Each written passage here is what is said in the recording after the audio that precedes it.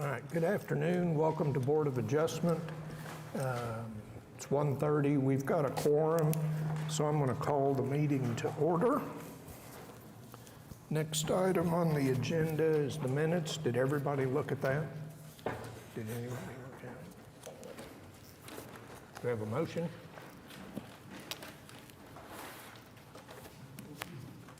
I'll make a motion to receive the minutes from the June 18th, 2026 meeting. Second. Okay, we have a motion and a second. Receive the minutes. Cast your votes. They're received. Next item, Cindy, continuances and withdrawals. We have item number 24, case number 16189 has been withdrawn. Okay.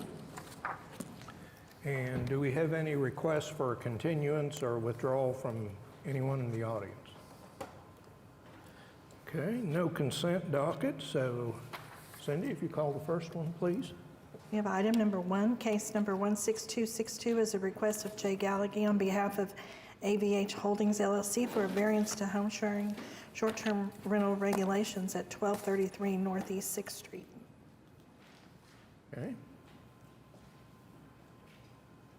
Anybody here for Jay or for AVH? Okay, let's make that one the last one. Item number 2, case number 16280 is a request of Johnson Associates on behalf of Laud Studio LLC for a variance to rear yard setback and off-street parking requirements in the C4 Commercial District and Heritage Hills Urban Conservation District and HL Historic Landmark Overlay located at 117 Northwest 14th Street. Good afternoon, Mitchell Moore with Johnson & Associates, 1 East Sheridan Avenue. Here today seeking a variance, two variances, one to the off-street parking requirement and one to the rear yard setback for the C4 General Commercial District. Regarding the off-street parking requirement, code would require that this small residential style office building have 17 parking spaces. Our client has instead proposed 3. Just 1 block south of this, there's no minimum parking requirement at all. We feel that these regulations are not intended for this type of infill urban development, so we would ask for a variance to that. Also requesting the variance from 15 feet down to 10 feet on the rear yard setback. This is the C4 district, and that setback's really there to create separation from some of the most intense commercial uses that we have in the code. Again, this is a small residential style development. Also behind the proposed building is an alleyway, and so really we have more than the 15 feet that exists in the code when you take the alley into account. This development has already been to and been approved by the Historic Preservation Committee, and we would ask for your approval today.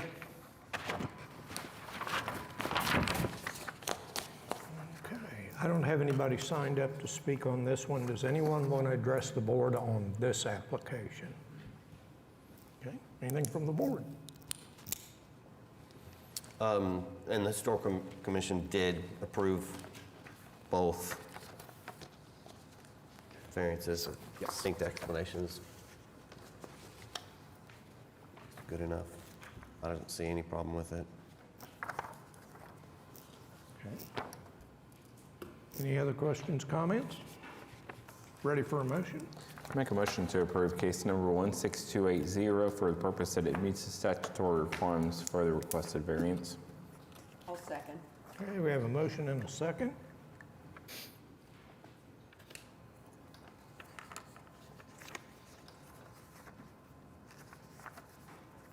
Now cast your votes.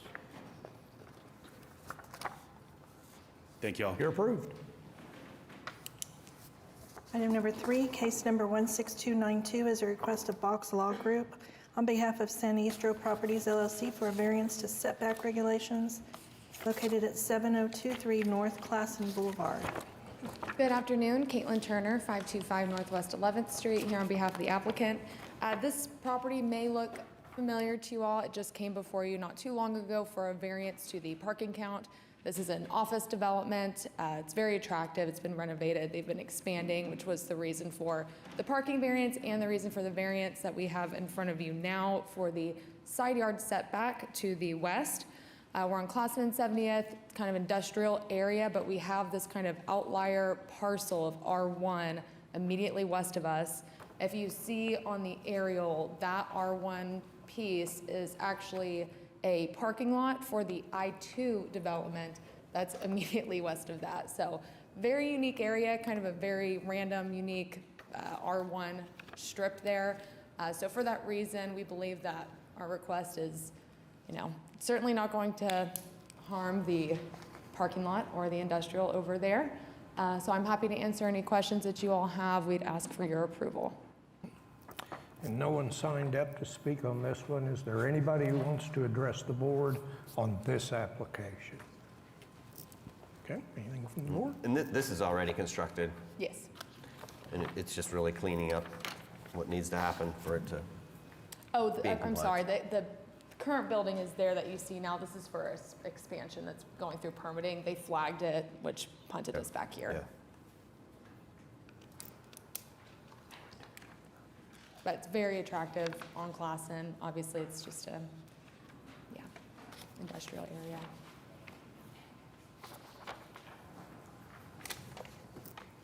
Ready?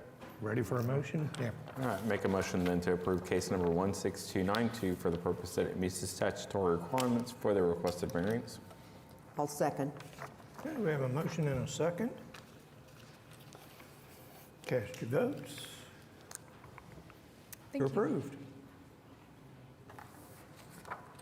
Item number 4, case number 16274 is a request of Emily McDowell on behalf of East Wilshire Boulevard Development for a variance to sign regulations located at 8101 Entertainment Drive.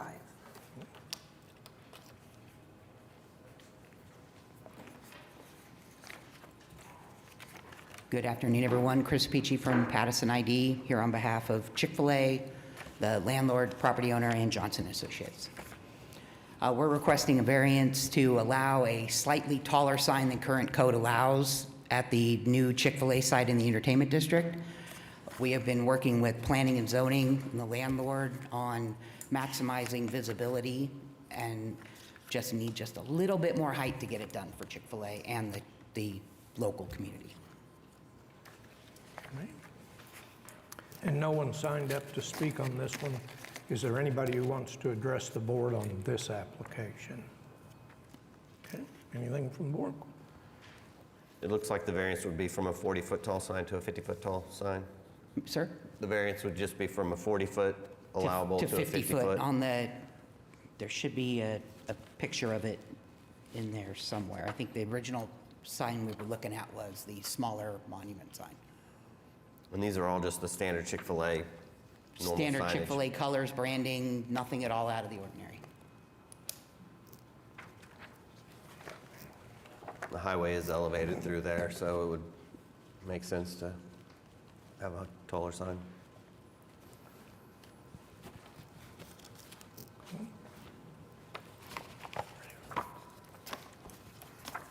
Okay, ready for a motion? Yeah, there's no way to get samples of Chick-fil-A before we make a vote, right? I will definitely make sure the operator visits the council for sure. I'm just kidding. I'll make a motion then to approve case number 16274 for the purpose that it meets the statutory requirements for the requested variance. I'll second. A motion and a second. Cast your votes. You're approved. Thank you for your time, everyone. Item number 5, case number 16293 is a request of Kevin Matson on behalf of RS OKC OKTC2 LLC for a variance to the prohibition of signs in the right-of-way located at 7100 Memorial Parkway.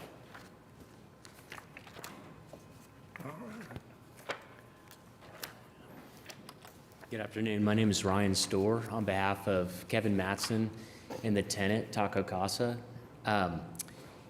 The situation here is this Taco Casa exists today. The sign was installed overhanging the easement, and the general cost to remove the sign and locate it within the easement will just be prohibitive, and to a degree. It's about 3 feet hanging over the irregular property line, And so the applicant asked that we just could get the variance accepted so that we don't have to go through the process of removing the sign.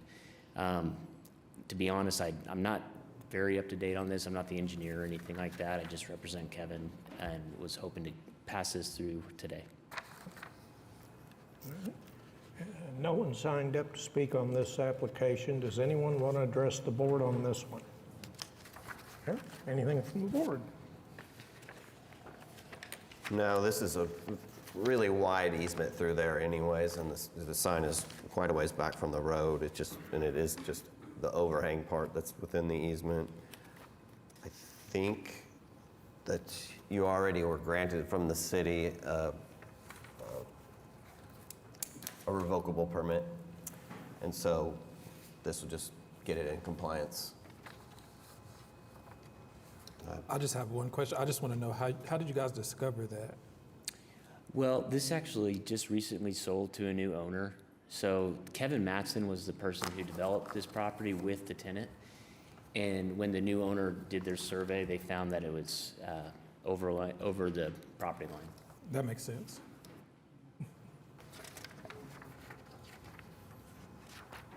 So is there a way to approve this just limited to this existing sign so that if they have to rebuild it, they get it back in conformance? I mean, is there a way to make it subject to just this specific sign?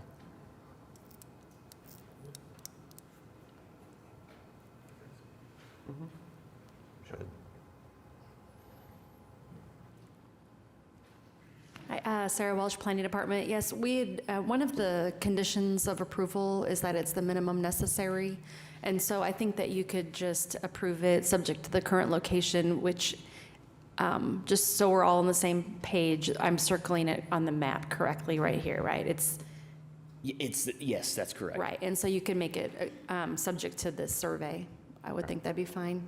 And Right, Chris? it does say in the application that the variance is to allow an existing sign to remain in place. Okay. I just want to make sure that Right. if they do replace it at some point, that they bring it back in conformance, so. Okay. I'll make a motion then to approve case number 16293 for the purpose that it meets the statutory requirements for the requested variance with specific notation that it will apply to this existing sign if they were to replace it, that it needs to be back in conformance. I'll second. Okay, we have a motion and a second. Cast your votes. You're approved. Thank you. Item number 6, case number 16289 is an application of Becky Hendricks to allow a mobile home to serve as a temporary second dwelling to relieve a medical hardship located at 9200 Peebly Road.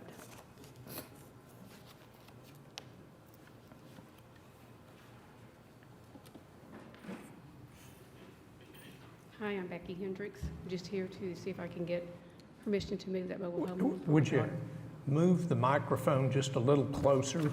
Oh, okay. There we go. Give us your name and address and start over, please. I My couldn't name is hear. Becky Hendricks. My Okay. address is 9200 South Peebly Road, and I'm just asking for permission to be able to move that mobile home onto my property to be able to care for my daughter that is disabled and has medical disabilities. Okay. And no one signed up on this. Does anyone want to address the board on this application? Okay, anything from the board? I just have one question, it probably would be mostly for staff, and that is, if the mobile home is built in front of the existing dwelling, is there an additional variance that they would need, since that is a requirement? And it appears by their site plan that it is going to be in front, so I just want to make sure they don't have to come back.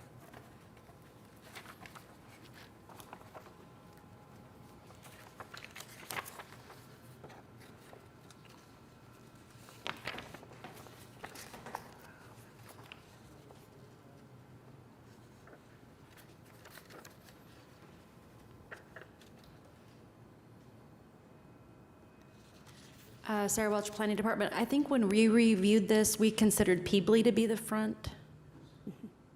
It's addressed off Peebly, and the existing home is here. And so it'd be behind. correct? Yes, I'm sorry, Gerald Brinley, I'm the brother of Becky. That mobile home location is 92nd Street is one resident that lives back behind.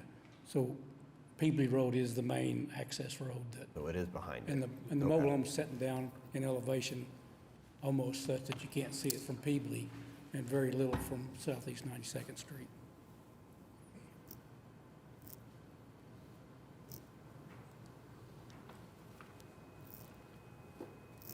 Any other questions, comments? Yeah. 3 years. Make a motion to approve case number 16289 for the purpose that it meets the statutory requirements for the special exceptions for a term of 3 years. I'll second.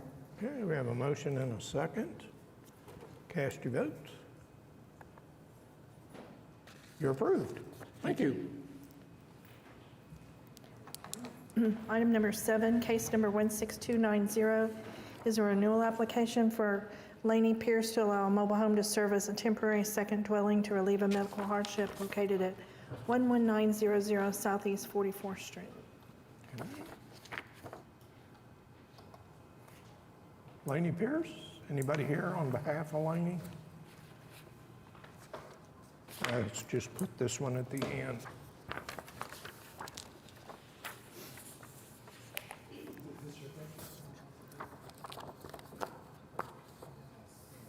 Item number 8, case number 16284, is a request of Rodolfo Torres Salas for a variance to lot size for a mobile home residential located at 10127 Northeast 55th Street.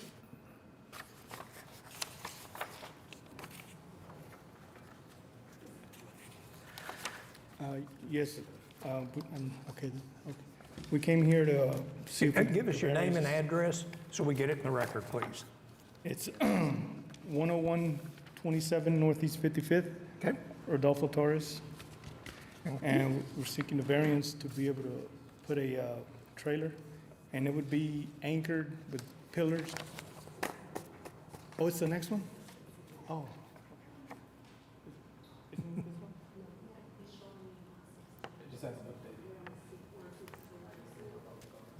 The case number is 16284. Yeah, that's what one I'm on. Yes, it just didn't read it. Oh, okay. Yes. Yes, we're trying to see if we can get the variance approved because of the financial hardship it would show for him. I'm just the interpreter for him right now. And he's bought the land under, I guess, the pretense that he would be able to put a trailer there, because when we asked about that specific land and at the building over here across the street, we were told that it was allowed, and that's the only reason he bought that piece of land. And his plan is to anchor that trailer with pillars about 4 foot deep, every 4 feet, going, anchor it down, weld it to the frame to basically make it immovable. So it would almost be like a house, basically, with a porch in the front and porch in the back. And he has poured all of his, I guess, life savings into fixing that trailer up and getting the land ready for it. And that's what we're here to seek this variance for it. No one signed up to speak on this one. Does anyone want to address the board on this application? Yeah, anything from the board?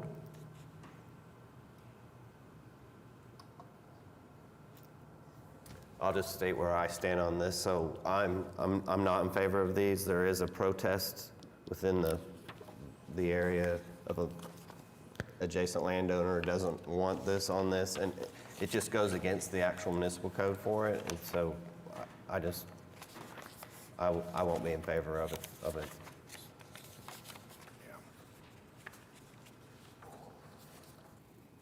In the, excuse me, in the application, you stated about the lot rents going up. Is that just the current residents, some separate from this site?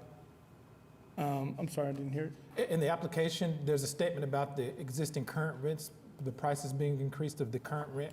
You're talking about for a completely separate property? not No, the- for where the trailer that he lives in, where it sits at the, But that's not on this location no. that you're getting a variance It's on? where it's at right now, where she's on Northwest 10th and Council, or County Line. And so you guys had correspondence with the city of Oklahoma City, but you don't have anything in writing with them giving permission for placing a mobile home on this site? No. What do you mean? So in the application, he states that, I believe he spoke to Chris Moses Yes, and received verbal approval? yes. And that's the only reason he bought that piece of land, because it said that it was approved for a trailer to be set there. Yeah, so we get some of these cases, and if it's close, I'm willing to consider it, but, I mean, this is significantly smaller than the size the property would need to be for this type of dwelling. Right. Outside of at least some acknowledgement by the city. Obviously, they're not going to give you anything in writing right now that says that you're allowed to do it, but they would at least have to acknowledge that they made a mistake or somebody told them that for me to Well, consider granting it. Yeah, I did ask for something like that, and they didn't. They were like, no, go ahead and buy it, and, it's approved for that. Yeah, if it's just that, then it's kind of just, it's one person's word versus the other. If there's any way that you can provide any documentation, even just a statement from the city saying, yeah, we weren't going to give you this in writing, I would consider it, but you'd have to have something more than just a verbal statement saying that somebody at the city told you that. Right. But there's I don't know, but there's not a map here, but we did a map of the surrounding areas where there's a trailer sitting on not even about the same size of that, or sometimes even less, that are sitting on a piece of land around that area. And like I said, we want to anchor it to the ground and then add porches to where it doesn't look like a trailer, or it looks like a house. And if the issue is it blowing away, it would be anchored with how many pillars did you say, like 40? 40 pillars, and then welded to the frame of the trailer? Well, and I can appreciate that, but there's more at stake here than just anchoring the property. When you get to a lot this small, we have to consider curb cuts along, Northeast 55th Street.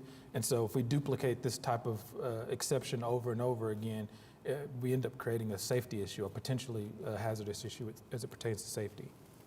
Right, I understand, but, I mean,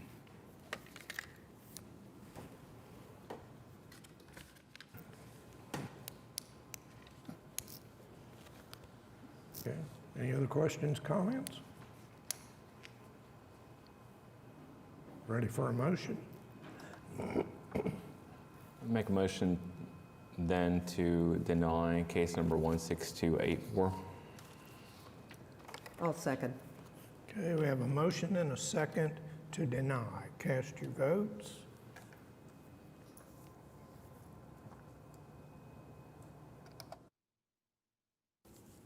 Okay, it's denied. approved. Thank you. No, denied. Right. Item number 9, case number 16259 is an application by Tyler Johnson Gatewood to allow home sharing located at 1630 Northwest 35th Street. Good afternoon. I'm Evan Gatewood, here for Tyler Gatewood. We are seeking a special exception to home share the property located at 1630 Northwest 35th Street. The property will be responsibly managed and will have tenant rules or guest rules that have to be followed and complied with. There is sufficient parking for 2 vehicles, and it's a 2-bedroom, and the occupancy will be limited to 4 guests. Be happy to answer any questions you might have. Okay. No one signed up to speak on this one. Is there anybody who wants to address the board on this application? Okay. There's quite a few written protests on this, and we did hear from the applicant's representative last time. It's a fourplex, right? It's a fourplex. We're only seeking special exception for the one unit. And are they addressed differently? Do you know? Yeah, they each have a separate address, each unit. Like 1630 A, B, C, D, or? I think they actually have numbers, but I'm not sure. Yeah, Sarah Welch, Planning Department. I'll confirm, after our last meeting, I went by, so they're addressed 1628 and 1630, and then the other two are addressed off the side street. So this would only apply to the address on your application.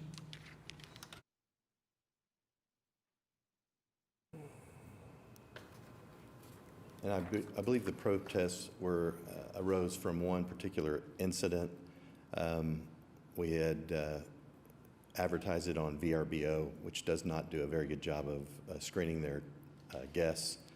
And since that time, we immediately took it down. We implicated a 3-night minimum, which creates an atmosphere where someone can't just rent somebody had rented it and had a big party. And so we've also have rules on quiet hours and to ensure that is a safe environment.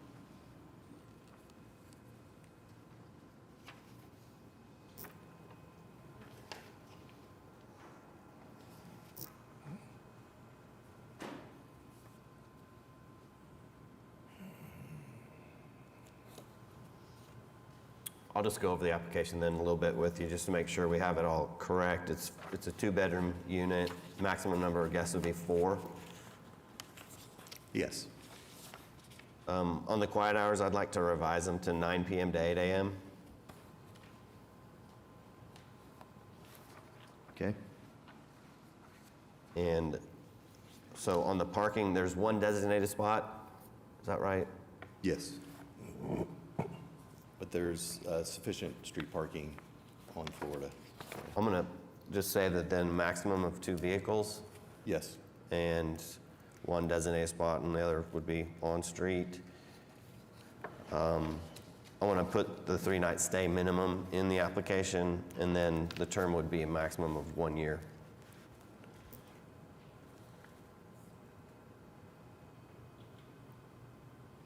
Meaning we have to reapply in a year. Yeah. Every time it comes up for the very first time, we just do a 1 year. So it's almost like a test to make sure that it can be run properly, especially with Understood. this kind of protest. How long have you been renting the property out as a short term? Since about 2019. Then when we became aware of the new ordinances, we have made application.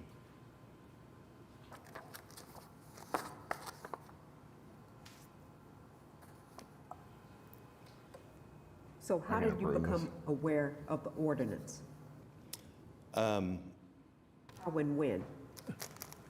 Just a few months ago, when I became aware of it, so. Soon before this application was filed.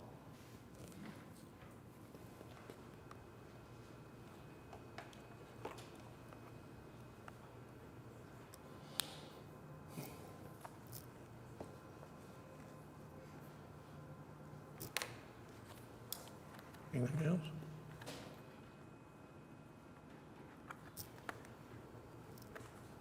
I think we did discuss that with the applicant last time, and they said they were notified. And that's when they found out that they were out of compliance and took down the listing and then Believe came that's back right. to come into compliance.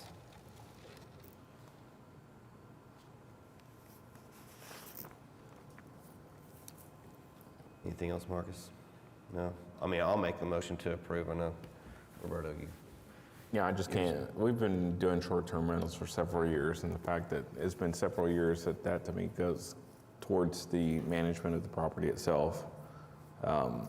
I run businesses. I got to make sure that I'm in compliance of all laws when I'm running my own business. And I feel like this is part of it. Yeah, I agree. I agree. My only change has just been the fact that I stated previously regarding council, members of council have made it clear that they're more concerned about folks coming into compliance than us penalizing them. Other than that, I'd be 100% right there with you.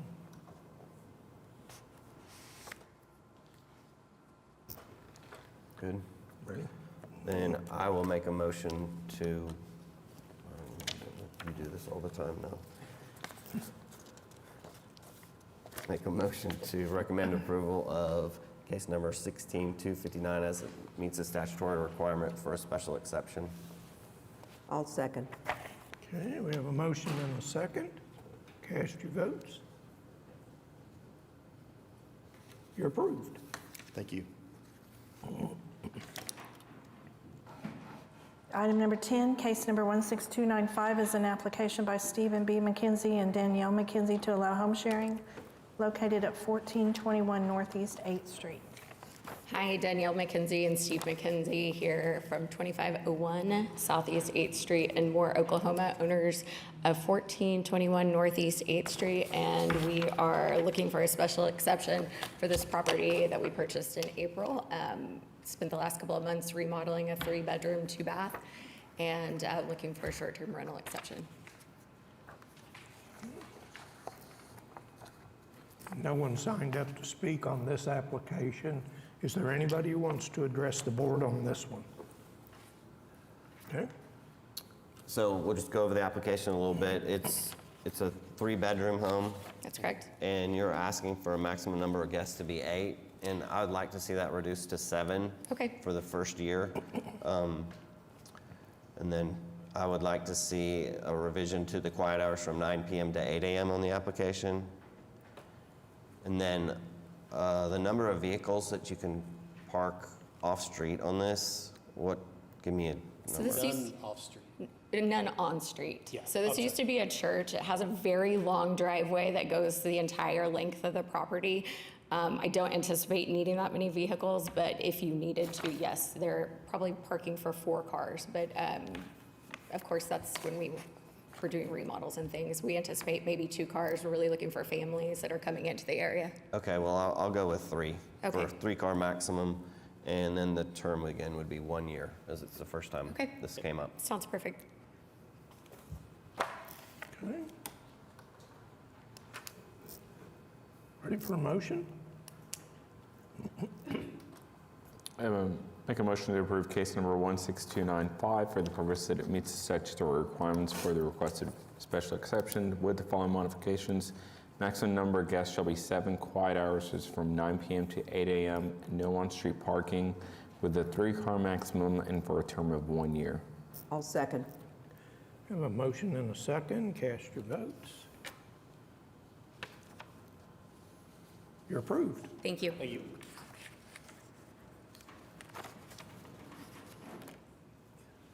Item number 11, case number 16296 is an application by Natalie Heisel on behalf of MYSA LLC to allow home sharing at 2628 Northwest 58th Place.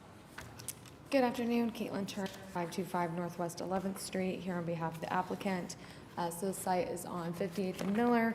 We're seeking a special exception to allow for the short-term home sharing. We have 6 maximum occupants or people that can stay. We have that breakdown included in our description, 2 per bedroom. We do incorporate quiet hours, and we have 2 garage spots and 2 driveway spots. I'm happy to answer any additional questions that you all have. Okay. No one signed up to speak on this application. Is there anyone who wants to address the board on this one? Okay. And you saw that there was a written protest. Yes, this has never been an Airbnb before. I think it was just general concern with short-term rentals in general. But we did see that, and again, we've limited our quiet hours, made sure there's adequate driveway space, and we, of course, are only seeking for 1 year, so we'll renew, and assuming there's not going to be any issues, back before you this time next year. And just to clarify, on the exhibit, I think, it's not the corner lot, is it? The corner lot's 2644, so. I just want to make sure it's clarified which actual lot it is. Is that a?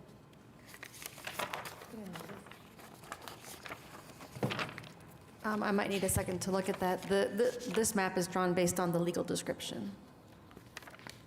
So I can check that for you if you need me to do that before you make your, I mean, it really doesn't have anything to do with the case, it's just to make sure the exhibit's right. I'll go again over the application. It's a 3-bedroom home, so maximum number of 6 guests. I'd like to revise the quiet hours to 9 p.m. to 8 a.m. Okay. And state the maximum number of vehicles to be 4, 2 in the garage, 2 in the drive, with no on-street parking, and the term would be 1 year.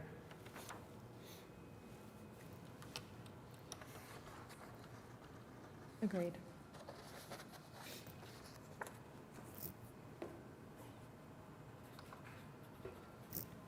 No, I was wrong. Okay. Lost.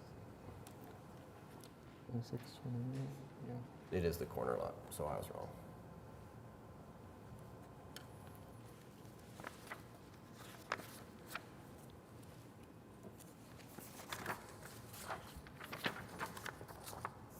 That it? All right, make a motion then to approve case number 16296 for the purpose that it meets the statutory requirements for the requested special exceptions with the modification that quiet hours will be from 9 p.m. to 8 a.m., a 4-car maximum, no on-street parking, and for a term of 1 year. I'll second. Okay, we have a motion and a second. Cast your votes. You're approved. Thank you. Item number 12, case number 16297, is an application on behalf of MYSA LLC to allow home sharing located at 1005 Northwest 45th Street. Last time, Caitlin Turner, 525 Northwest 11th Street, here on behalf of the applicant. So similar to the application we just saw, slightly different because of the number of bedrooms. So this one sleeps 9. One of the bedrooms is a bunk bedroom, so we have 3 allocated for that bedroom. Similar to driveway spots, 2 garage spots, so happy to include no more than 4 cars, no on-street parking. This also has not operated as an Airbnb previously. It was a standard long-term rental. I know we also received some generic protest on this one as well, which the 1-year exception will accept. So I'm happy to answer any questions. Nobody signed up on this one. Does anyone want to address the board on this application? Okay. And you're good with revising the quiet hours to 9 p.m. to 8 a.m.? Yeah, we can make that So change. it is a 4-bedroom home? Yes, that's right. Yep. Maximum number of guests would be 9. Yes. Maximum number of vehicles would be 4, 2 in the garage, 2 in the drive, no on-street parking, and the term would be 1 year.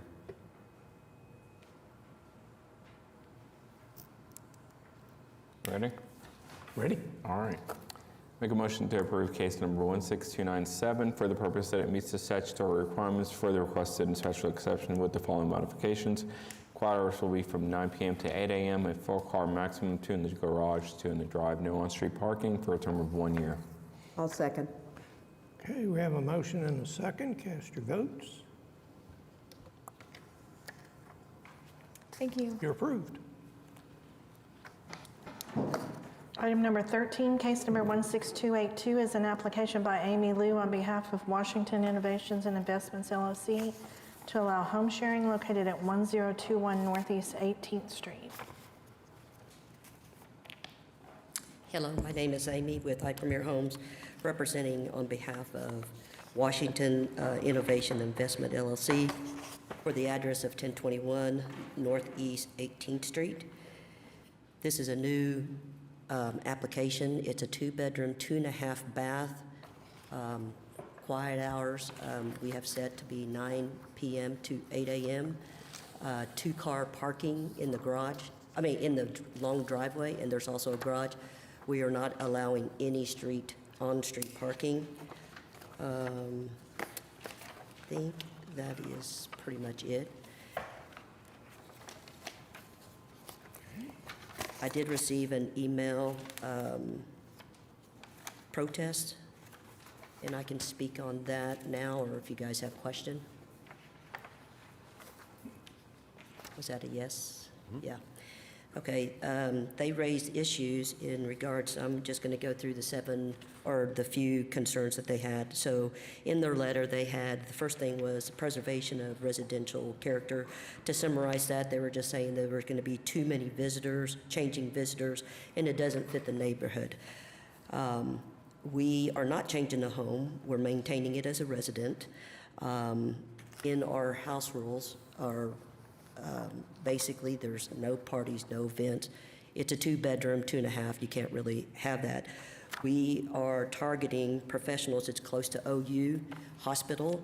So we're targeting medical visitors. If they have somebody in the hospital that they can have a place to stay, it's really close walking distance. If it's a business traveler, like I said, it's a 2-bedroom, 2.5 bath. So it wouldn't change the character of the resident, because like I said, it's still residential. We're not changing the structural at all. The second thing that they said was that it's going to be, the public safety, that they know their neighbors. Actually, I would know who's actually occupying, because as a reserve, we know who's going to be checking in. They're being vetted through. They have check-in instructions, all of those things. It's a lot stricter than somebody who would be a long-term resident, because oftentimes once a resident signs a lease and all that, you don't know who's going to be there after that. So in that public safety, they said, long-term is okay, and that short-term is going to provide those type of things. As far as the quality of life, the noise production, we do have a noise protection in there. Our quiet hours are 9 p.m. to 8 a.m. This lot, as you can see, is right there in the corner. And then if you'll see next door, the adjacent lot is empty. The protest came from the house that's right across the street where that Circle Drive is. So as you can see, it's fairly low. There's, like I said, that property, it has some overgrown vegetations in regard to that. So, there's a little bit of an issue. But as far as quiet hours, there would not be anybody that we would be disturbing in the adjacent property.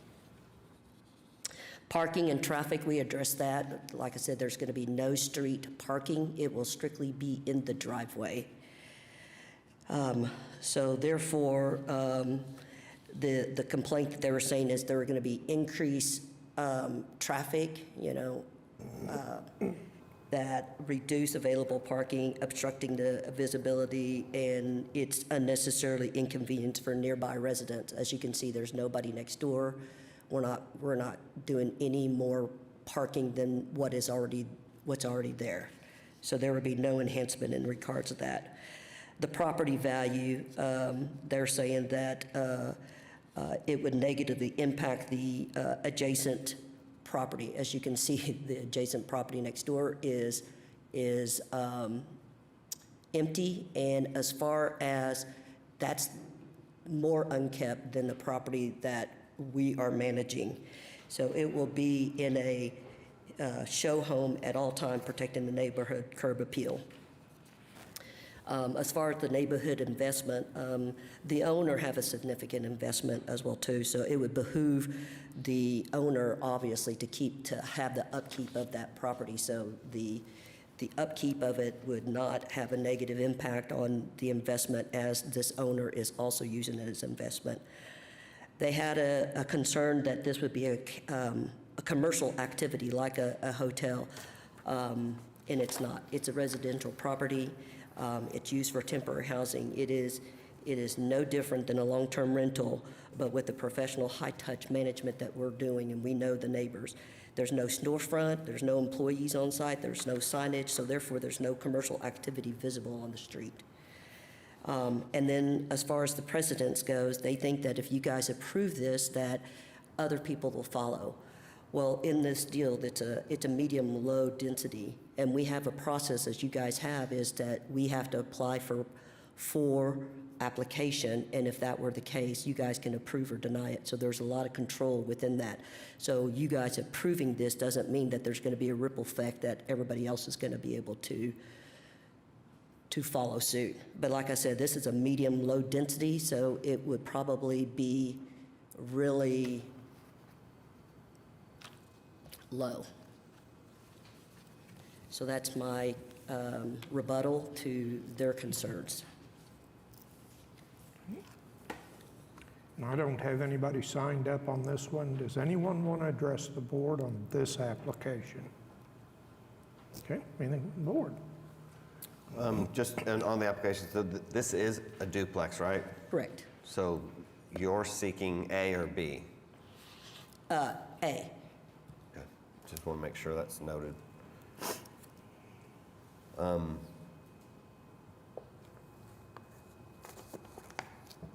It's a 2-bedroom, so 4 guest maximum. Quiet hours, you said, would be from 9 p.m. to 8 a.m.? Correct. Maximum number of vehicles would be 4. 4. Correct. 1 in the garage? Pardon me? 1 in the garage? 1 garage. And then 3 in the drive? You can put 3 in the drive. You could definitely have 1 car in the garage and 2 in the drive, but we're just saying 2 maximum. Oh, so 2, okay. And no off-street parking.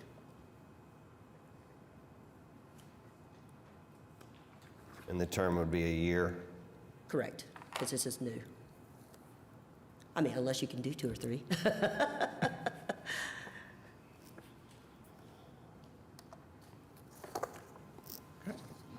Everything? Make a motion to approve case number 16282 for the purpose that it meets the statutory requirements for the requested special exceptions with the modifications that this will apply to Unit A, quiet hours from 9 p.m. to 8 a.m., 2-car maximum, no on-street parking, and for a term of 1 year. I'll second. Okay, we have a motion and a second.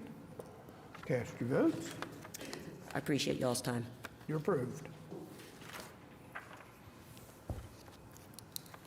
Item number 14, case number 16279, is an application by Libby Ross on behalf of Janet Campos to allow home sharing located at 8525 Brook Ridge Drive. Hello, Libby Ross. I am here on behalf of 8525 Brook Ridge Drive in Oklahoma City seeking a home share permit. Okay. Is there anyone who wants to address the board on this application? I don't have anybody signed up. Okay.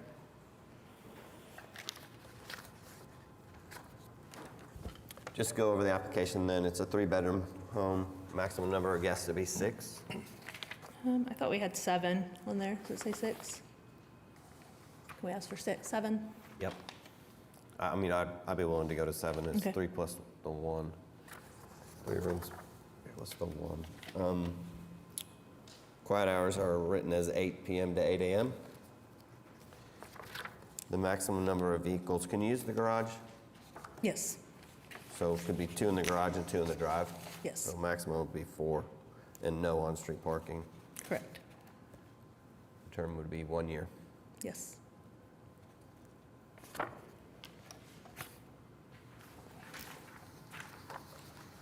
Nothing else?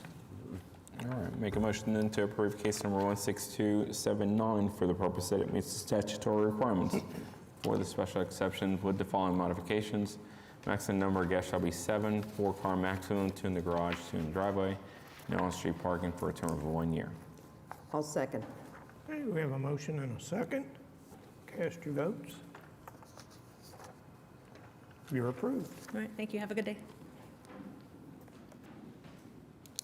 Item number 15, case number 16278 is an application by Cynthia Grant, a trustee of Cynthia Lee Grant 2008 Living Trust to allow home sharing at 4015 Northeast 19th Circle. Yes, I'm Cynthia Lee Grant, and the address is 4015 Northeast 19th Circle. And I'm seeking a special exception for a 2-bedroom and approximately 4 persons.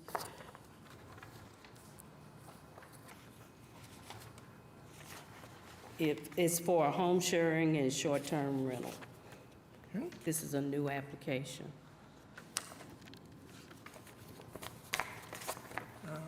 No one signed up to speak on this one. Does anyone want to address the board on this application? Okay. Before Don gets started, you said approximately 4, but we'll need the total number of guests. We can go to 5 on this if you want 5 guests, or do you want to stay at 4? It's a 2-bedroom, so So we usually allow 2 per bedroom plus 1, okay. if you can accommodate it. Okay. Well, that would probably be if I had a sleeper sofa. Okay.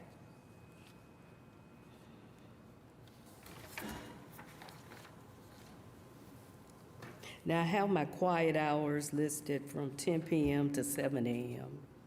So I'll just ask you to revise those to 9 p.m. to 8 a.m. On the parking, I know you go through the one gate in front of the house to the kind of the northeast, and then you can park along that. Well, it's one entry in front of the other home, and they can park in front. How many vehicles do you think you need? 4? How many? I just want to put a maximum number of vehicles on it. Yeah, it could contain 4. Okay. And I'll just say no on-street parking. That's a. Yeah, no off-street parking. And then the term would be 1 year. Correct.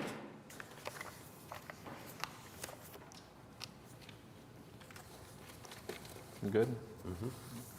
Make a motion to approve case number 16278 for the purpose that it meets the statutory requirements for the request of special exceptions with the following modifications. Maximum number of guests shall be 5.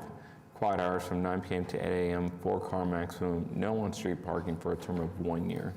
I'll second. Okay, we have a motion and a second. Cast your votes. You're approved. Thank you. Item number 16, case number 16283, is an application by Amy Yowzy on behalf of BEBY LLC to allow home sharing at 5409 North Military Avenue. Good afternoon. I'm Amy Yowzy, 5412 North Military Avenue. I'm here on behalf of VB LLC requesting a special exception for 5409 North Military Avenue. It's a 3-bedroom, 2-bathroom house requesting 6 guests at the property. There's a driveway that accommodates 3 vehicles. I do have the quiet hours as 10 p.m. to 8 a.m., but can adjust those to the 9 p.m. to 8 a.m. That you guys have been mentioning. I am requesting that there would be parking on the street, just because it's a single driveway to back out of, so people could be out there, for 1 or 2. I can imagine it would just make it easy for guests. The property, I lived at the property. It was my primary residence, and I've had a home sharing license. But I'm transitioning to move across the street, so I'm a neighbor in this area and have vested interest in making sure it operates well so I can stay friendly with all my neighbors. There will be a minute to record the decibels. We also do an additional screening through Truly to just make sure that the guests that are staying there are people that we feel confident about and not misusing the property. And other than that, I am requesting a 3-year license at the property since it's been in existence, and familiarity with the property. I don't believe there were any complaints from the neighbors, but that was as of yesterday when I called to make sure. But that's it. Any questions? No one signed up to speak on this application. So is there anybody who wants to address the board on this one? Okay. So I'll just go over the application, and I'm not going to vary from like where we have been or where I have been in the past on some of those things. As far as the street parking, I will go to the fact that you could do no street parking during the quiet hours, and so just not overnight. You want to keep your neighbors happy. That's one of the biggest things that the neighbors are that they will complain about in their protests. So keeping the traffic down and cars parked out of the street. And then I'll revise it to 9 p.m. to 8 a.m. on the quiet hours. Okay.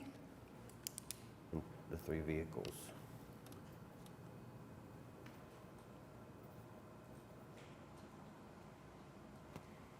You're saying that you've short-term rented this in the past? I have. Has that expired at this point? And It has. As of June 22nd, it has. okay.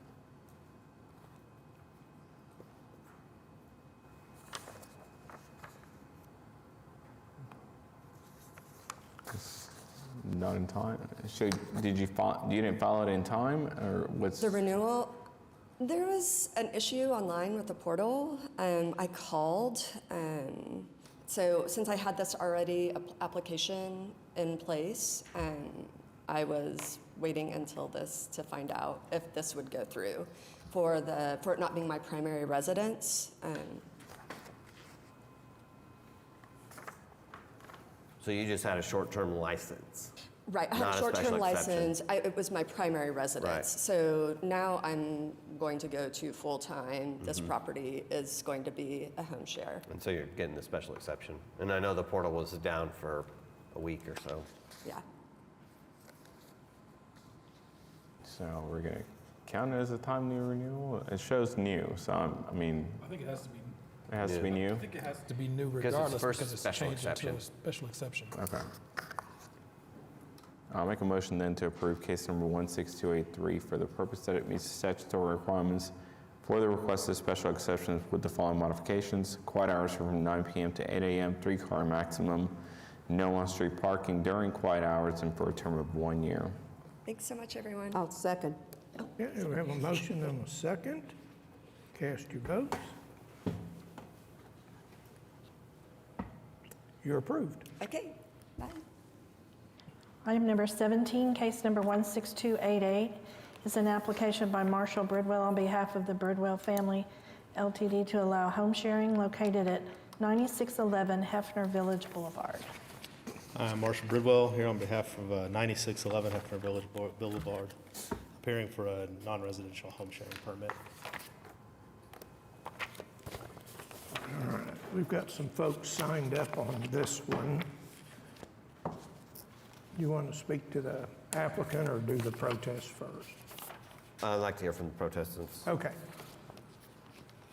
Looks like Alan Cohen.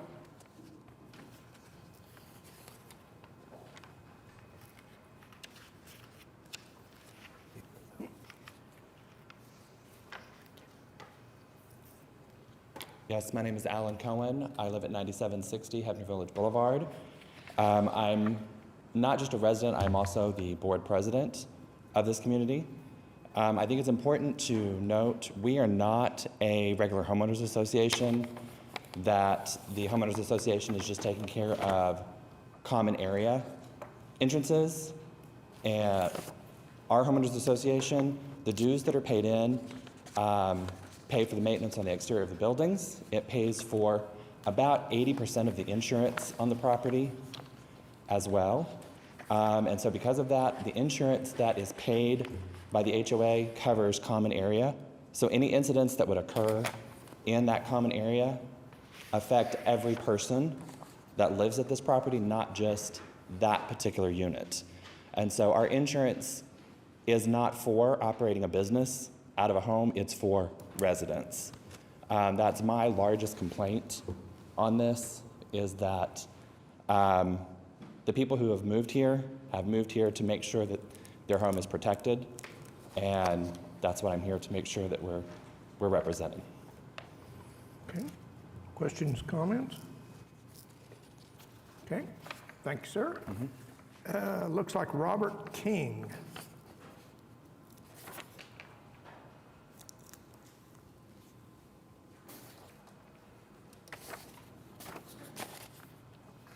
Good afternoon. Thank you for allowing this. I'm Robert King, 9710 Hefner Village Boulevard. I also sit on the board as a vice president.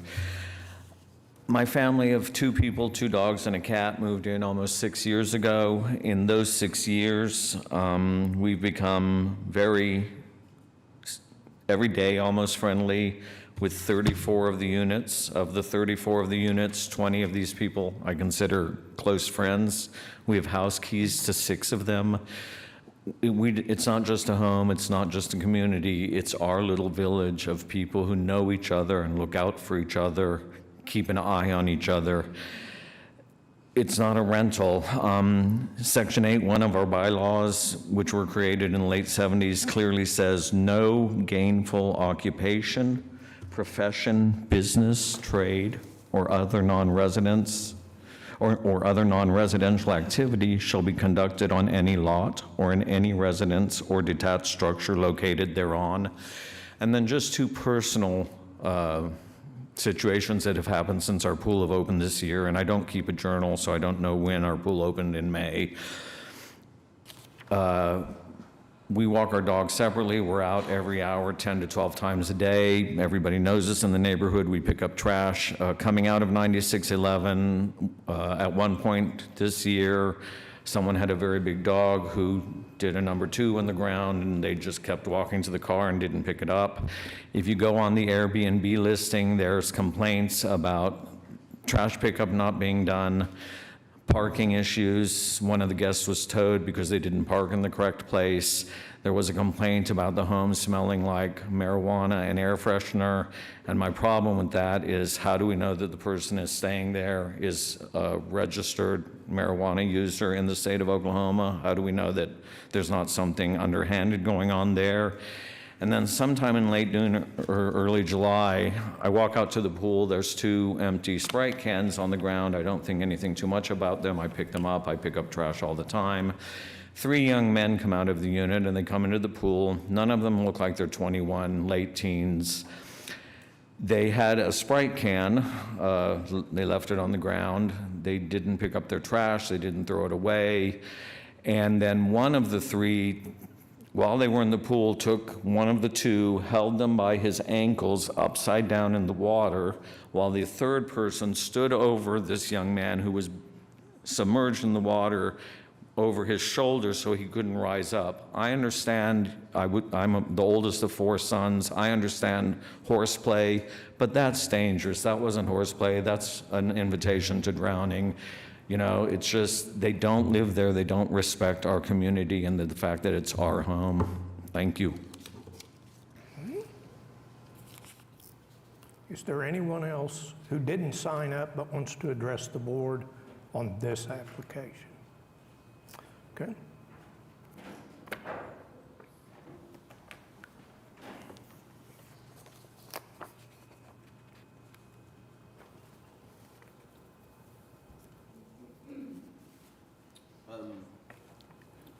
Sarah, can we get the rental history on this? The rental history?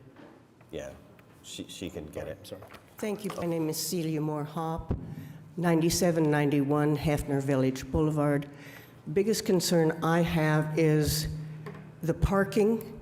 We have very limited parking. It is assigned 1 car in a carport and only 1 other space. It's tight parking. The type of vehicle that goes in there has to be, it cannot be an oversized truck, and a lot of things like that that just disrupt the neighbors, not knowing who's next door, whose car it is, or if they're going to be coming and going late at night. Again, just the neighborhood regulations we have are not necessarily followed by those who are 1 or 2 overnight guests. Thank you.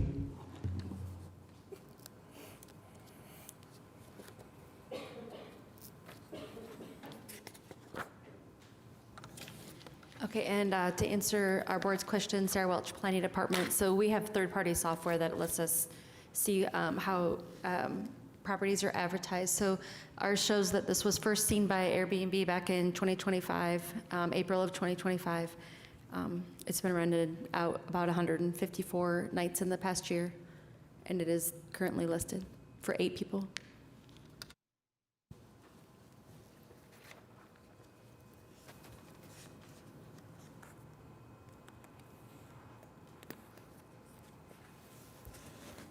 So your current advertisement on those platforms is for 8 people in this home?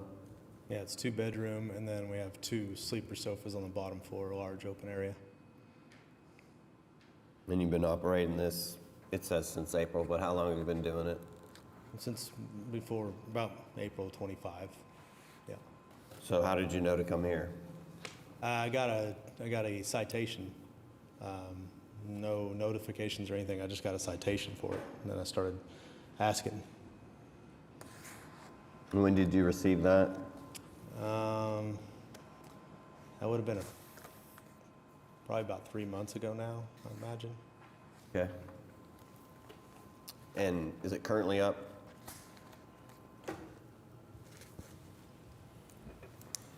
So this neighborhood has had quite a few protests at it for the individual home shares that have come. It's platted with really small blocks. So basically each quad is a block, which would allow multiple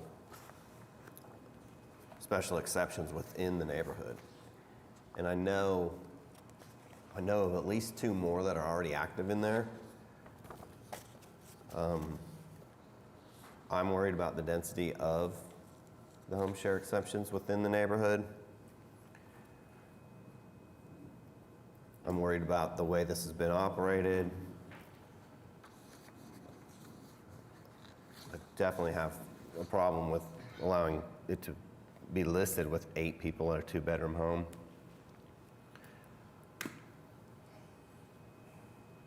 When you own the property? Yes. You own other properties that are home shared? No. So it's not professionally managed? It is professionally managed. It's your only job is to be a property manager? No, I'm not the property manager. So you have a property I have manager over the top property of this? management. Yes. When that property manager wasn't privy to the idea that had to have a special exception, you couldn't have 8 people in a 2-bedroom home? They had talked to me about having the exception before it before it became a thing to do. I didn't know when it was becoming active. I wasn't told about that. That's why I got the citation. Then I said, oh, what's going on? So then I took the steps necessary to be able to apply for the permit, come into compliance. Well, I'm going to just tell you I'm not in favor of this, and so I will not be voting in favor. May I say, in regards to the protests, many of these things have been brought up, not with me directly, not with, well, sometimes with our management person, but they have been accosted over these things. They've been yelled at. They've been chewed out in the parking lot by these people. I don't know if it's these people, but people in the neighborhood. And we've had tenants accosted. We've had maintenance people accosted because of the parking. And we operate on 2 parking spaces. We recognize what parking spaces are covered, that are allowed, and then what's open. And we notify all of the tenants of these things. And I've been told personally by somebody walking, when I went to view the property and come out, that I was allowed to park in my covered parking space if I wanted. I said, I appreciate that, I know that. And then they proceeded to tell me the wrong one. So the evidence that we've had is people don't know what they're talking about, and they come and get onto us. We have not seen any reports. We have not had any residents who have been towed. I don't know what there is for evidence for that. So the things that I've received in protest, we have weighed those, and most of those things are just simply not true. Because we operate knowing that this community is a smaller and quiet community, and we have people sign up for what they're supposed to sign up for as far as the HOA requires. The HOA has nothing that says we can't have a rental property in there, or that we can't be renting it out. That was discussed beforehand. It was brought up with me again at the beginning of this year. I said, I've looked over the covenants and restrictions, that wording is not in there, and there's been no protest with that. There's no response to me for that. Well, and again, you're responsible to your property manager, you're responsible for the ownership. You thought it was a good idea to put 8 people in a single-family, 2-bedroom home. Well, we haven't had 8 people. It's advertised as being able to house 8 people, but the most people I think that we've had in there has maybe 6. So we haven't been renting it full capacity whatsoever. 6 came out of the meeting yesterday. Okay, 6.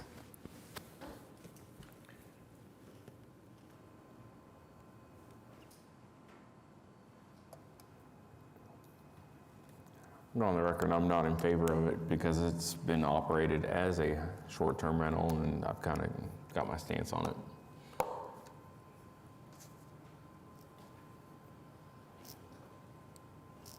Ready for a motion? I can make a motion and see where we're at, but I'm going to make a motion to deny case number 16288. I'll second.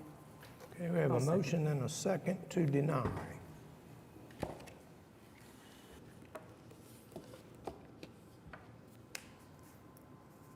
There we go, cast your votes. Okay, you're denied. Thank you. Item number 18, case number 16285, is an application by William Burleson on behalf of Stephen Earl to allow home sharing located at 724 Abilene. Good afternoon. I'm William Burleson here on behalf of the applicant for a special exception home sharing for 724 Abilene Way. It's 2,200 square feet, 4-bedroom, 2-bath, asking for 9. There's plenty of spots for parking, asking for 4 cars.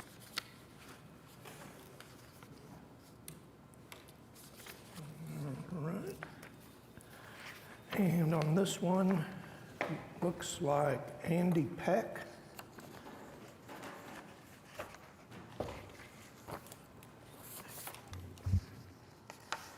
Good afternoon.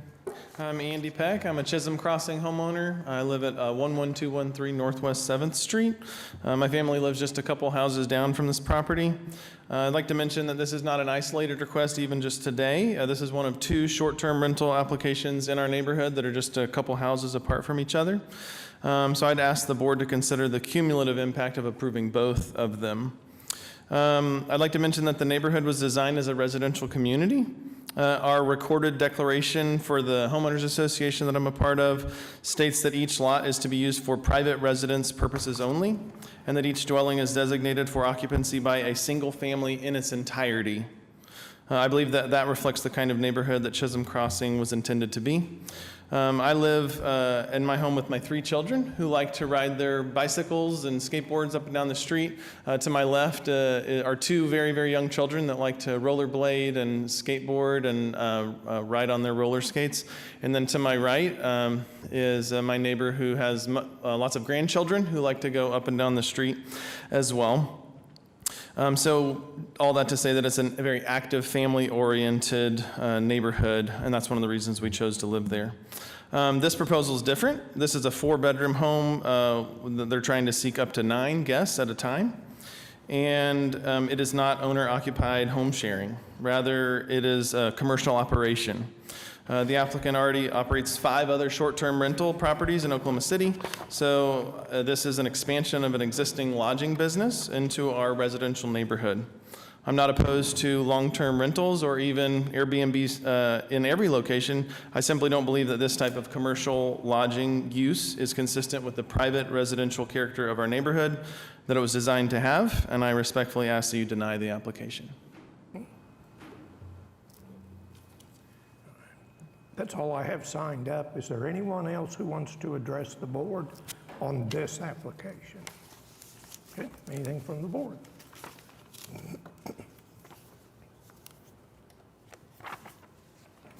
This is the first time this property's come up, right? It's not being operated as a short-term lease? Correct. I mean, it has been operated as midterm since last August. It had a long booking, and then it has a current booking now for 40-something nights.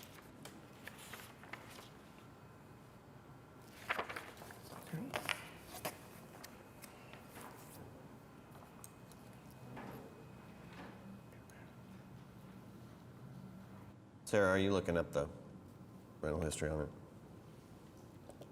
I just want to see what the application says too.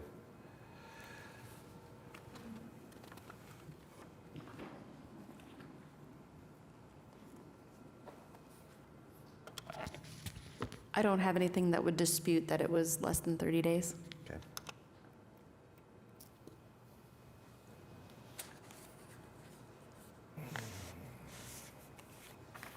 So let's go over the application just again. It's a 4-bedroom home, Yes, sir. 4-bedroom, 2-bath.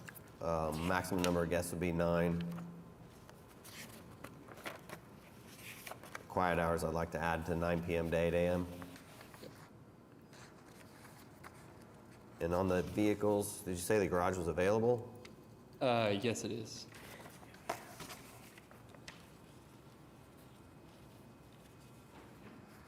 All 3 of them? Yeah, if needed. It's just empty. Yeah. Well, how many cars do you want to put on this? How many vehicles? Just four. For a maximum of Yeah. 4? Yeah. Okay. And I will say 3 in the drive, and then 1 in the garage.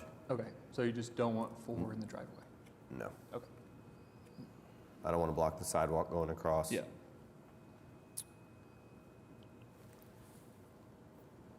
And I'll say no on-street parking. And the term would be 1 year.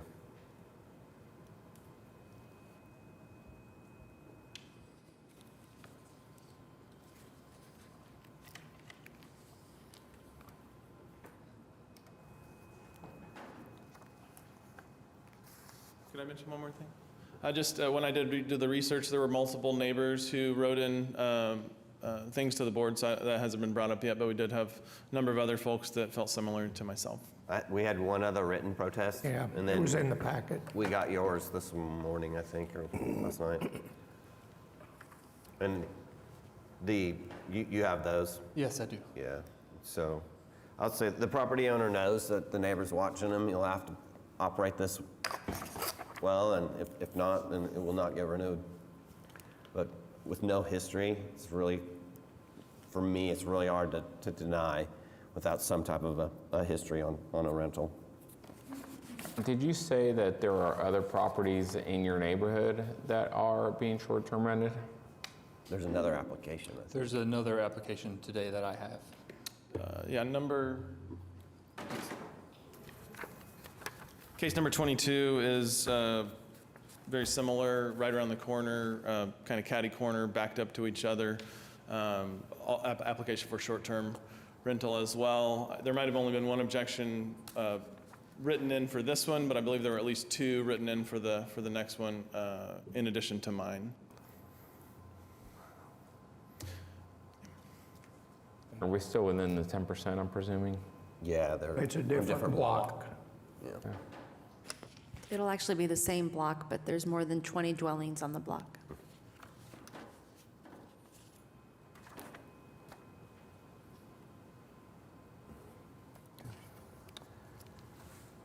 I'll make a motion then to approve case number 16285 for the purpose that it meets the statutory requirements for the requested special exception with the following modifications. Quiet hours are from 9 p.m. to 8 a.m., 4-car maximum, 3 in the drive, 1 in the garage, no on-street parking, and for a term of 1 year. I'll second. Okay, got a motion. I'll second. Got a motion and a second. List your votes. You're approved. Thank you. You want to, I'm going to take them out of order and let's just do, what are you? Yeah, Number I should have 22? put them together, but I didn't put those. That's fine. So- I'm going to take them out of order. Let's do number 22 next, because I think Mr. Peck. Well, he's signed item off on it. 21 also. Oh. See that? I'm sorry. Want to do that?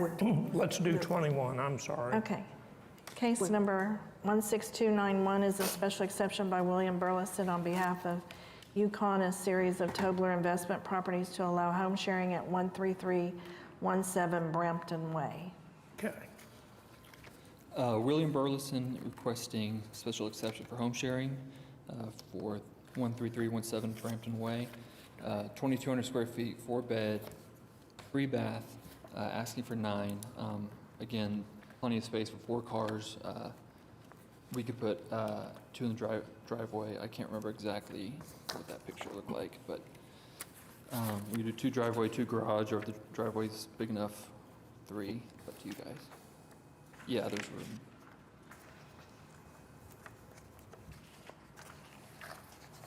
All right, this one is number 21. I got one signed up to speak.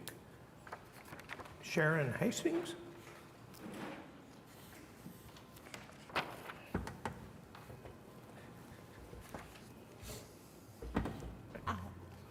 I'm Sharon Hastings and live at 13333 Brampton. My husband and I we actually built the home 5 years ago, expecting for it to maintain its level as a single-family residential home.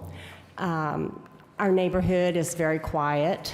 I don't believe we have any other STRs, I think is what they're called, there. But I do have concerns. My husband and I wrote a letter to the board. Mainly it's safety, which there's kind of a 3-prong. I've heard a lot about the STRs, and everybody's concerned about the same thing. Safety issue as far as handling the in and out traffic. We only have one street into our neighborhood that handles both in and out traffic. This particular location is kind of far down into our area on Brampton Way. We live 4 houses from it.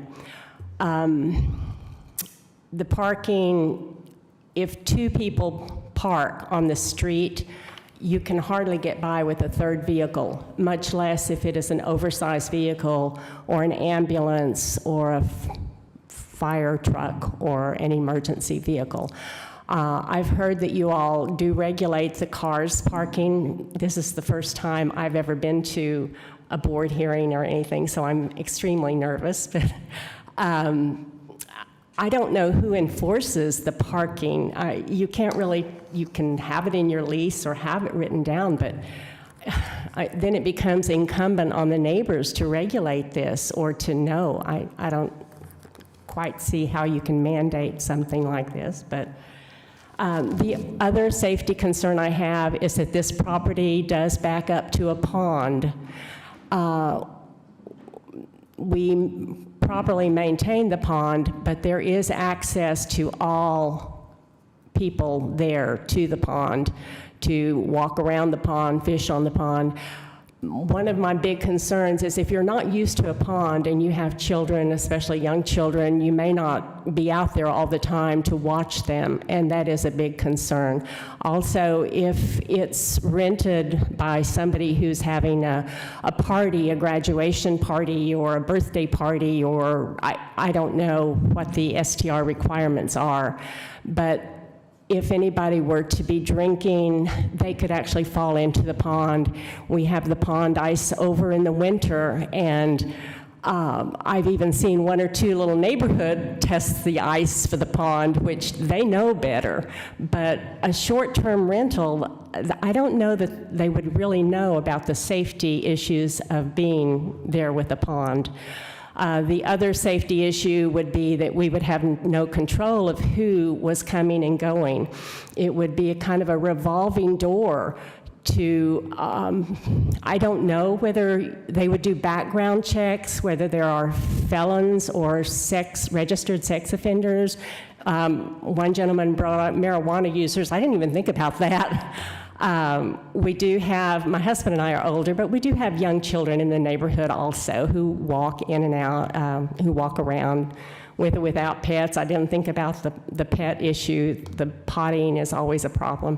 One of the issues is a noise concern also. I hear you say that you do regulate the noise issue, but again, who enforces that? It becomes the neighbor's responsibility to report it, and then if it becomes a real major issue, then who goes through the eviction process of somebody who's not following the rules?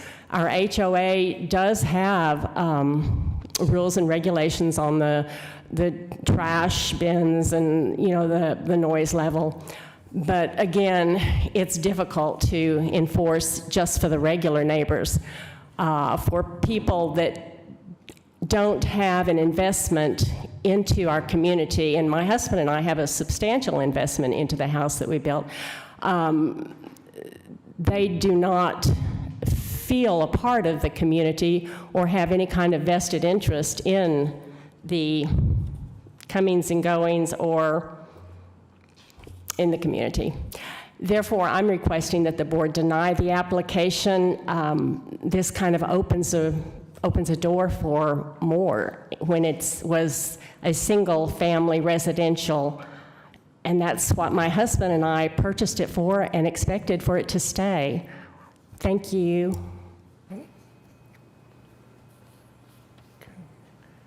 Nobody else has signed up on this one. Does anyone want to address the board on this application?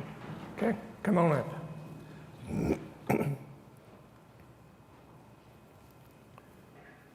Good afternoon. My name is Amanda Wilson, and my husband and I live a few houses down on Brampton Way. We submitted a letter with a full list of objections, and if you would please review it. I believe there are about 5 or so, a few letters of objection, and if you would please vote to oppose this short-term rental. Okay, thank you. You want to hear from William? You want to, anything from the board? And just to help alleviate some of the protests and their concerns, the City Action Center is who enforces some of the actions that we put into the application. And we do take the protests very into play, very personally. Pictures, video is also accepted and reviewed. The applicant knows that there's multiple people in the neighborhood looking at this property, watching this property, and watching it operate. But without a history of how it's operated, it's being operated under a property management company. I feel like I have to allow the applicant to have a chance to receive the special exception.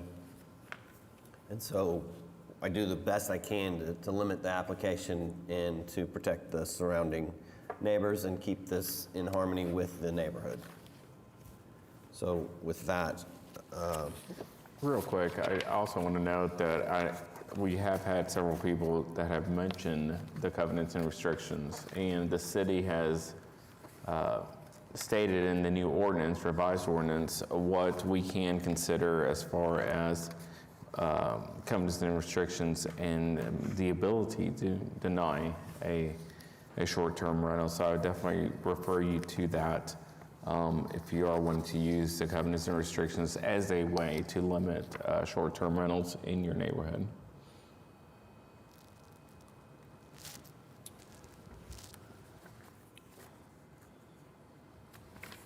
So then, no other board members have anything, I'll just go over the application. It is a 4-bedroom home, so you have a maximum number of guests to be 9. I'd like to put quiet hours in from 9 p.m. to 8 a.m. Maximum number of vehicles to be 4, 3 in the drive max, 1 in the garage, no on-street parking, and your term would be for 1 year.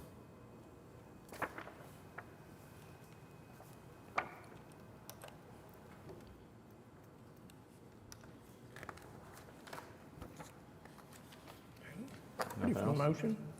I'll make a motion to approve case number 16291 for the purpose that it meets the statutory requirements for the requested special exception with the following modification: quiet hours from 9 p.m. to 8 a.m., 4-car maximum, 3 in the garage, 1 in the drive, no on-street parking for a term of 1 year. I'll second. Okay, we have a motion and a second. Cast your votes.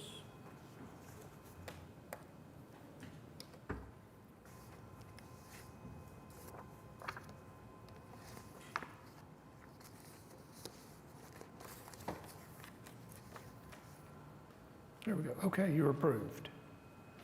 We'll do number 22. Number 22, case number 16287.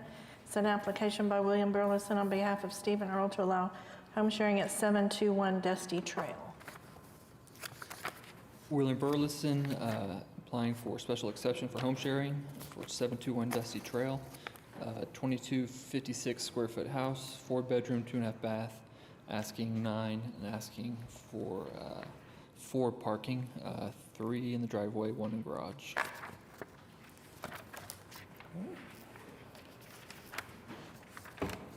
Andy, you want to go next? Good afternoon once again. Andy Peck, 11213 Northwest 7th Street. This home is actually a little bit closer to me, just 2 homes up. I won't repeat everything that I just mentioned, but all the same still applies, especially now that the last one's been approved. So I'll just say that application shouldn't be viewed in isolation. And the cumulative effect of having 2 short-term rentals in such close proximity deserves consideration. Chisholm Crossing was developed as a neighborhood where families live, know their neighbors, and build community. Already mentioned the declaration regarding supposed to be a single family. You know, if the property wanted to be have long-term tenants, you know, that had a 1-year lease, I think that'd be different. You could get to know those people. In this case, this is a revolving door of a lot of different people coming in and out. And as stated, a lot of young children in this particular part of the neighborhood. It just adds a dangerous impact, or at least possibility. Other than that, I understand property owners have rights. I respect those rights, but I believe that homeowners who invested in the neighborhood have a reasonable expectation that it will remain a stable residential community. For that reason, I respectfully ask you to deny the application as well. Thank you. No one else signed up to speak on this one. Does anyone want to address the board on this application? Okay. That's it. And just looking at the application too, on this one, you have that it's 3-bedroom and you have a maximum number, I guess, of 7. Did I put that on the application? Yeah, I did. That's what it says. Yeah, it is a 4-bedroom property. And so 4 beds, and you're looking for a maximum of 9? Yes, if you would. Quiet hours from 9 p.m. to 8 a.m.? Yes, sir. And 3 in the drive, 1 in the garage, maximum number of 4 vehicles. The term's 1 year. I have another question. Now, we're talking about the property at 721 Dusty Trail, is that correct? That's correct. Okay, so what's the rental history on it? It appears that there was a previous special exception that was granted for a 1-year term beginning August 3, 2023 and expiring August 3, 2024. What happened in the interim between August 3 of 2024 and today? Is there any short-term rental history on that? Yes, there was. I came on in 25. I didn't actually know about that it had this until I saw this. So it was being rented out as a STR in 2025. The reason being, it was a mistake on our part. It's a Yukon address. We did not realize it fell under Oklahoma City jurisdiction. We actually have several properties that kind of fit that in Yukon. So immediately we put it to 30 days since then. And so since December, we've been running it as a midterm. When we found out it needed an Oklahoma City special exception and permit. So you've been renting it as a midterm since December of 2025? Yes. And when did you assume management of the property? I can't answer that. I mean, I came on the team in 25, late 25. I don't know. I can find out if that's something you want to know.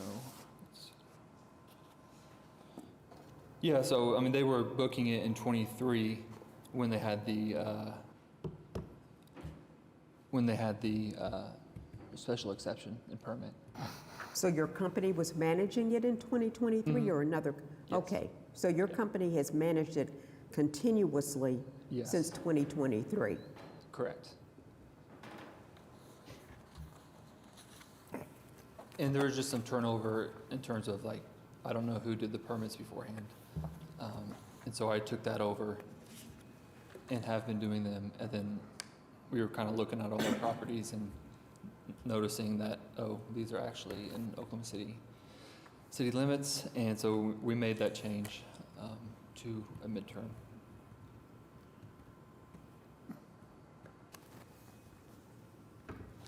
Did you receive any citations on this property?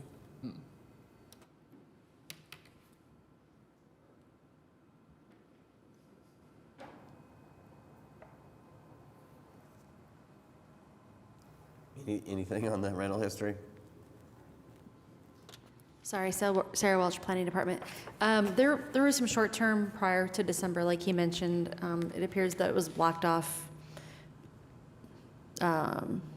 December. I mean, there's no rental history through May, and then it looks to be that it was 30 days. It's currently listed for a 30-day plus rental.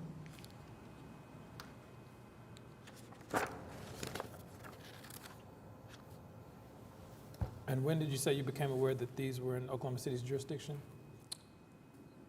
I think it was around December. I can't remember exactly. I know we... And how did you come to that knowledge? Just an audit of our properties. I mean, we have some around the metro, or a lot around the metro, and I can't remember exactly, but we just found out. I think there's something on the Oklahoma City website, like, am I in Oklahoma City? Something you type in an address or something.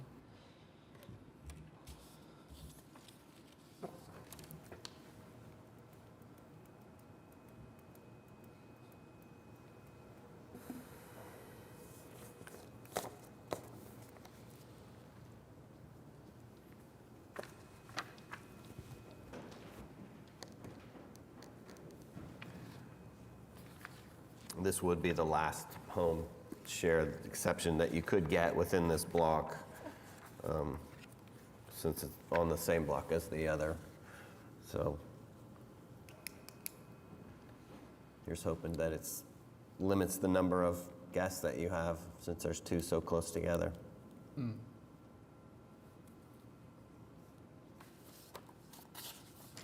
Would you like me to explain that for our neighbors? You can. The 10%. So just so everyone knows, for Oklahoma City, for home sharing or short-term rental, everyone has to have a license. And then if you're not the primary resident or you rent your property out more than 10 days a month, you have to have a special exception, which is what this board is approving. Staff has a limit on new applications for special exception where we cannot accept it if the number of special exceptions on the block would be more than 10% of the total number of dwelling units. And on this map, you can see where it's the platted block, which I think a lot of people don't understand, that you think of your block kind of sometimes as your street. In this case, it's based on your platted block. So this is block 5, is this outline. And so these two properties would take up the maximum number of home shares, which would be 2, since there's fewer than 30 dwellings. So.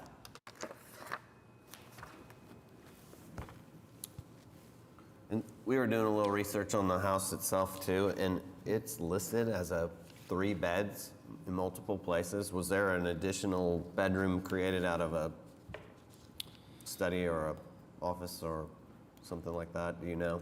I think so. I mean, I was using what we have in our software, and it said 4 bedrooms. We have a bed in each bedroom, so we might have converted one to an office, or an office to a bedroom. I'm not exactly sure, but I did look at that today, that we do have beds in each room, 4 beds.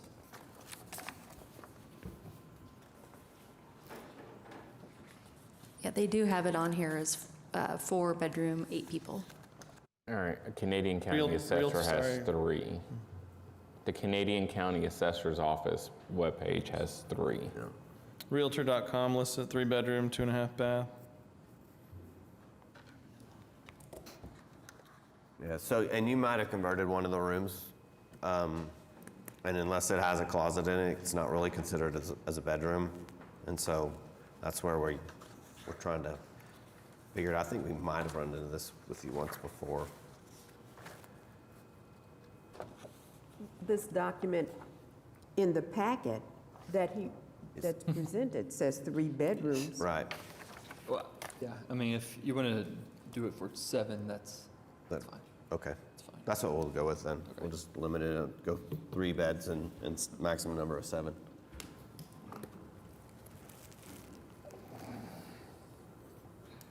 And if you did make that change and you do have it documented and permitted, bring that back at the 1-year renewal and make that change.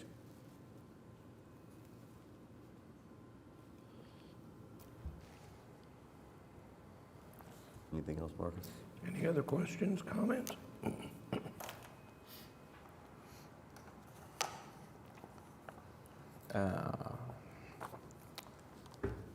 I'm actually going to vote in favor of this one, even though it was operated for a while, mostly because of how long it's been since it was last operated as a short-term rental. So if anyone is wondering, or cares out there.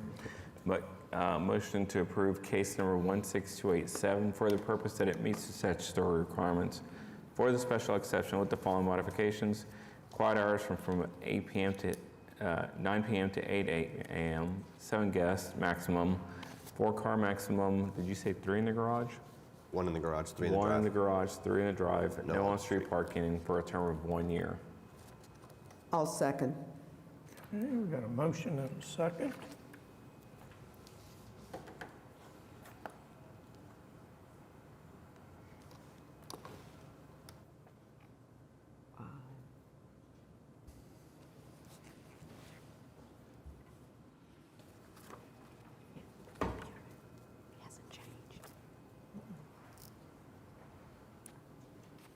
Computer My panel says waiting. Okay, whoa, here we go. Yeah. See, I tried to, okay, my computer didn't allow me to second. I have it on computer. Yes, I'm seconding. Okay, you got me? Okay, thank you. Still says waiting. I don't even have. You want to do voice vote? Yeah. Okay. Okay, on item number 22, Mr. Udi? Aye. Mr. Noble? Aye. Mr. Sita? Aye. Mr. Voorhees? Aye. Ms. Mitchelson? Aye. Sounds like you're approved. Thank you. There we go, there's the screen. So we'll go back up to item number 19. Case number 16286 is an application by Veronica Giggers and Danny Giggers to allow home sharing at 9101 South Winston Way.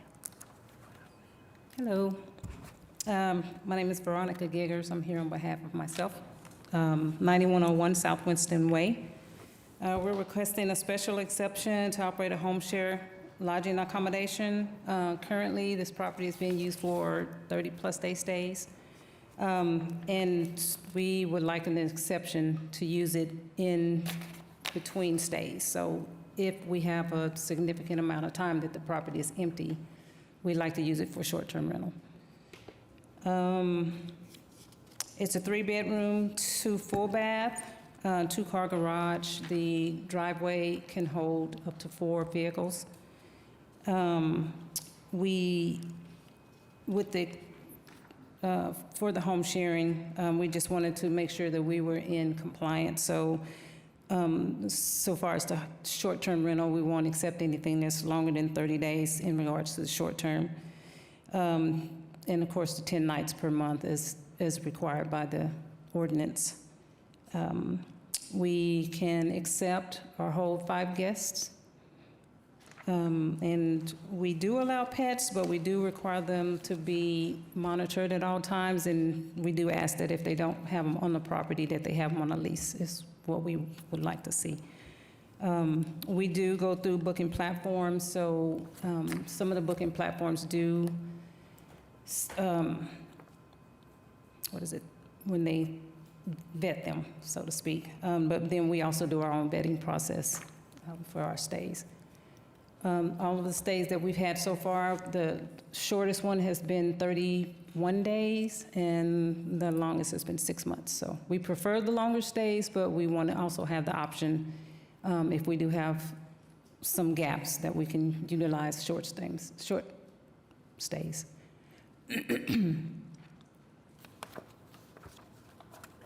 Nobody signed up on this one. Does anyone want to address the board on this application? Okay. Okay, I'll just go over your application a little bit. It's a 3-bedroom, 2-bath home, and you wanted a maximum number of guests to be 5. Yes. I want to revise your quiet hours, if that's okay, to 9 p.m. to 8 a.m. Okay. I will put a maximum number of vehicles on it with no on-street parking, and that'd be 4 cars. Did you say max 8 people? What did you just say? Maximum number of vehicles to be 4, and no on-street parking, and the term would be 1 year. Okay. And on the guests, it would be maximum of 5. That's what you Okay. said, yeah. All right. Thank you. Hang on, we got to vote. All right. Motion to approve case number 16286 for the purpose that it meets the statutory requirements for the request of special exceptions with the following modification: maximum number of guests at 5, quiet hours from 9 p.m. to 8 a.m., 3-car maximum, no on-street parking for a term of 1 year. I'll second. Okay, we got a motion and a second.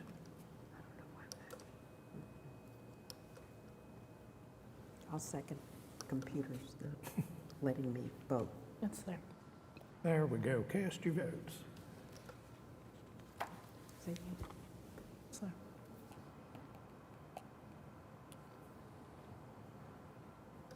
Now you're approved. What's the process after What? this? Refresh? Oh. Oh, sorry. No, it's fine. Just ask Sarah. She'll be able to tell you the process on your next moves. Go on. So do you guys send that in to us? You'll work with Cindy, our clerk behind us. You'll get a board order. It's effective in 10 days, and you'll still need your license. And then you'll want to, if you want to continue to home share, you'll want to apply with us again before this one expires. Okay.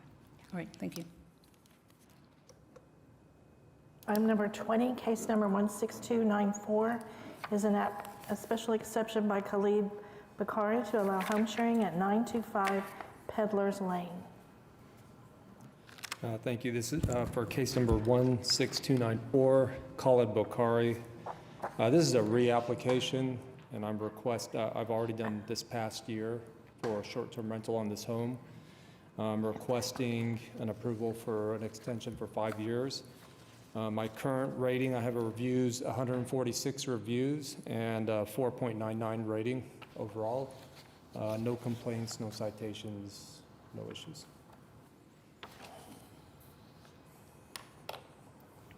Okay, I don't have anybody signed up on this one. Does anyone want to address the board on this application? So let's talk about the term first, since you brought that up. It shows that your special exception expired on March 20th, 2026. And so it's not timely, and so then it goes back to becoming a new application. I am requesting that you take under understanding that my 20-year-old son Eloy passed away in November of this past year, and so I've just been getting out and getting my feet grounded again.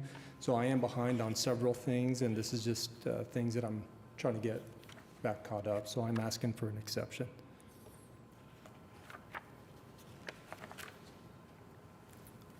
Okay, and I will take that into consideration. It's a 3-bedroom home. You want a maximum number of guests to be 7? Yes. I'm gonna add quiet hours from 9 PM to 8 AM. Correct. And I'll put a maximum number of vehicles to be 3, which I know you're parking under a portage or along the street, so I'm not gonna put limitations on that in the Wheeler District. Yes, not a problem. What's the rental history on this?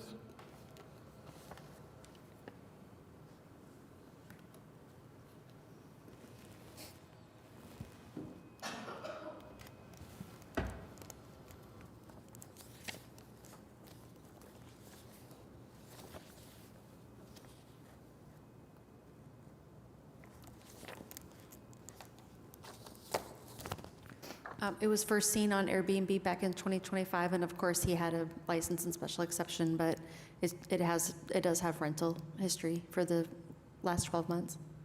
How much history since March 20th? It's been rented several times in April and May.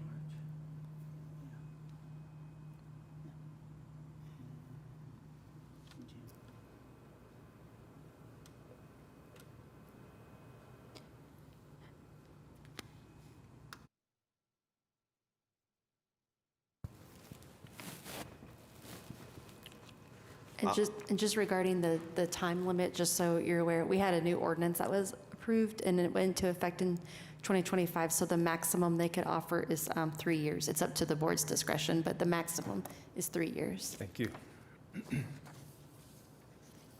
And for me, it's a consistency thing. I understand your hardship, but I'm still gonna recommend 1 year term.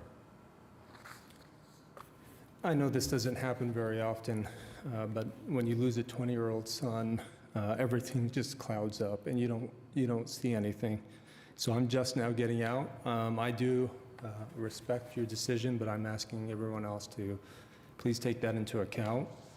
I have a 4.99 rating, 146 reviews for a reason. I'm very hands-on. I take care of everyone.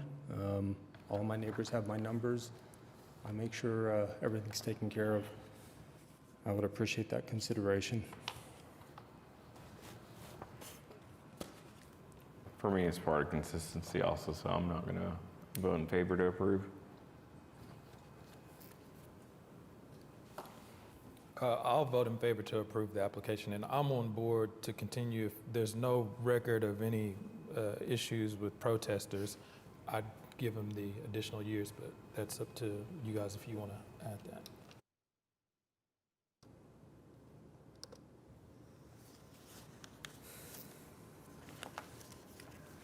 I know we've been adjusting to the new ordinance. Refresh my recollection, have there been any exceptions that we've made to the 1 year for any reason? We did several of them for a period of time where we were trying to calibrate the lead time between reapplying and the special exceptions expiring. So there was a period of time where we gave several applicants the benefit of the doubt, for lack of a better term, and went ahead and granted and treated it as though they were timely renewals. And we still do give the timely renewal if it's been expired, but they got into the system Right. Correct. prior, because it does take sometimes more than the 30 days to even get here. So I can be persuaded. I don't want to seem that harsh. I'm just saying for consistency's sake. Well, and of course, I've often spoken about consistency, and so I can go either way on this. Yeah, I think if we were facing a room full of protesters who were talking about, the poor management of the property, it would be different for me. But I think this is one instance where there are true extenuating circumstances that led to why he ended up not renewing timely. And I think that even speaks volumes to the fact that there aren't protesters here, given what he's gone through. I'm willing to still grant the 3 years. Who's making the motion? You make it, she can second it, I'll vote for it.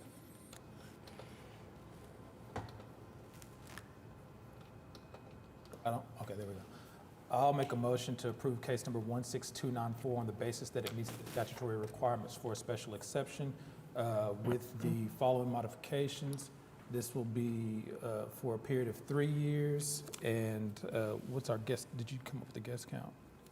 It was 7, 3 beds. Maximum of 7 guests with no on-street parking. Quiet hours to be 9 p.m. to 8 9 a.m. p.m. to 8 a.m. And 3-car maximum with on-street because it's in Oh, Wheeler. My apologies. No, no. 3-car max when we will allow on-street parking.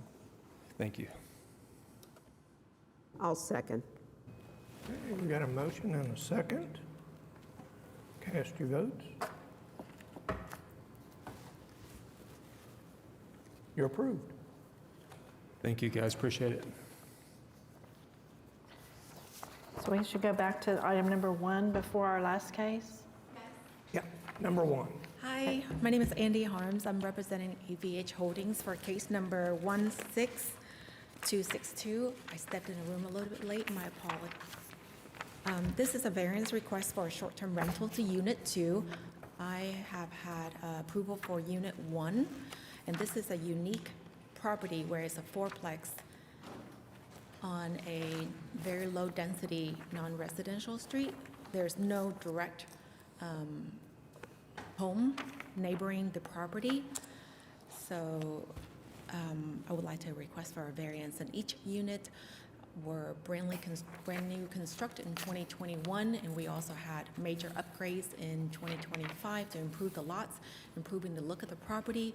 We also have dedicated parking spaces, 2 per unit, and each unit is 2 bedrooms, 2 bath, and a half bath.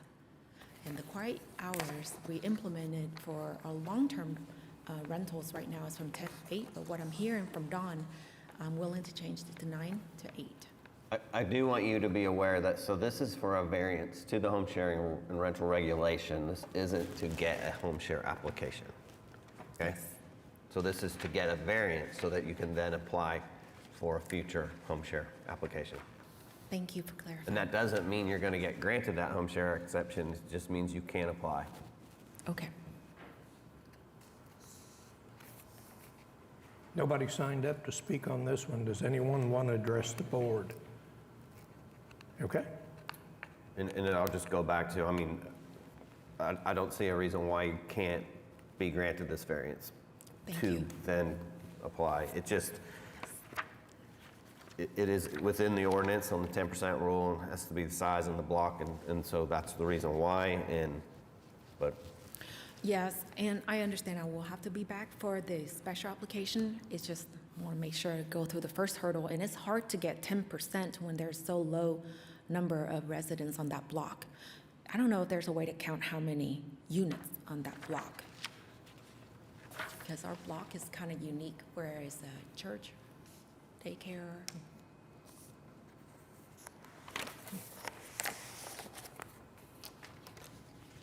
So this is the board's first variance to the 10% rule, so just let staff know if you have any questions, because we're kind of navigating it together for the first time. No, and I don't know how many units are within that block as platted, but again, for me to make a decision on whether or not you can ask for a special exception, I'm okay with that. Thank you. So do you have that number? How many units are in that block? Because how many units are in your building? 6? 4. 4? Mm-hmm. It's a fourplex. Yep.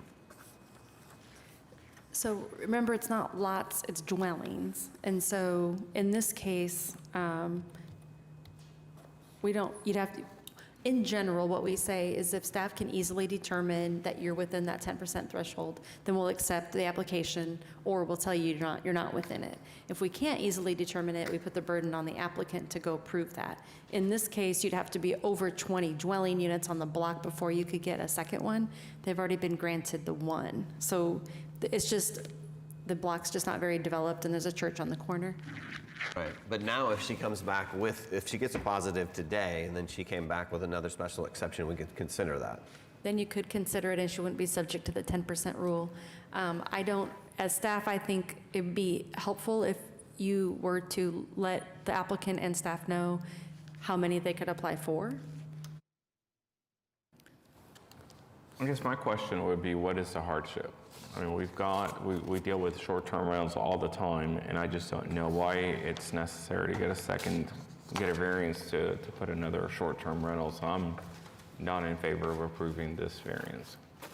I would agree with you, Roberto. It's not exactly hardship. However, I did attempt to apply, and I paid for the licenses, for 2 licenses in 2025, with the understanding that I got approved because there was no feedback saying that I wasn't approved. So I operated until October of last year when I got another notice saying that we weren't licensed, and I pulled it off completely for short term.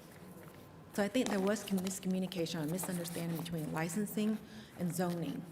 And so I think that's where we are today.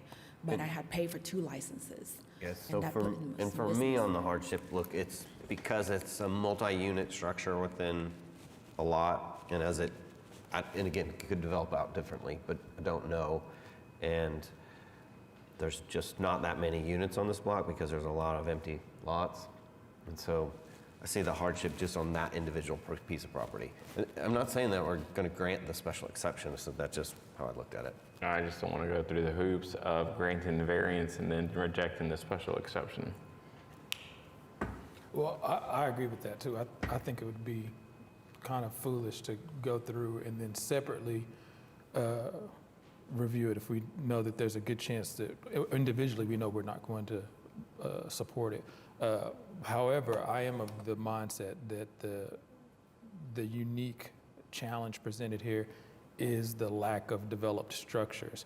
I don't really think that the intention here with that language that's in the code was to limit short-term rentals in areas where there are no structures. Yeah, I think that just happens to be the case here simply because it's not built out. And if it was built out and this block was fully completed, then yeah, we'd be looking at what I would call a bona fide variance from that 10% rule. And that's why I just look just at the case and not into the future, and then if there was a special exception, look at that individually. Understanding the same thing you're saying is do one and then not allow the others. Yeah, I wouldn't do that. Not fair, but it is what it is. So what she's asking for today. Yeah, no, I know we can only review the variance today. I just.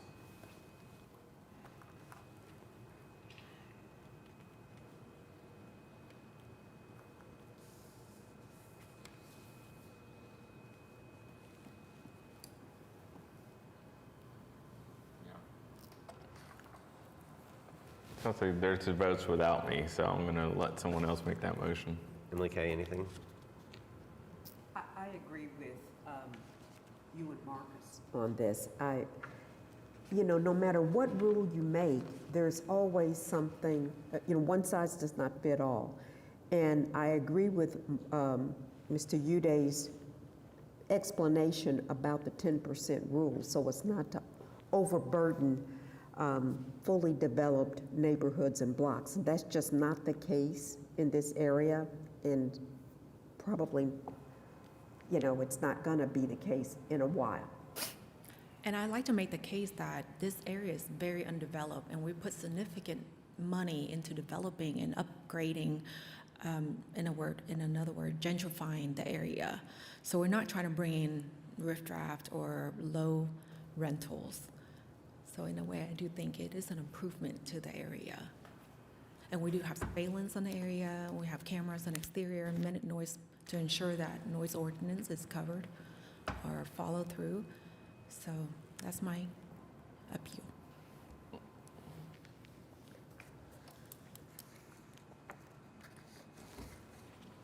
Make a motion. Good.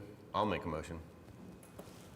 I will make a motion to recommend approval of case number 16262's variance to the 10% rule, I guess. I'll second. Okay, we have there it is. Motion and a second. Cast your votes.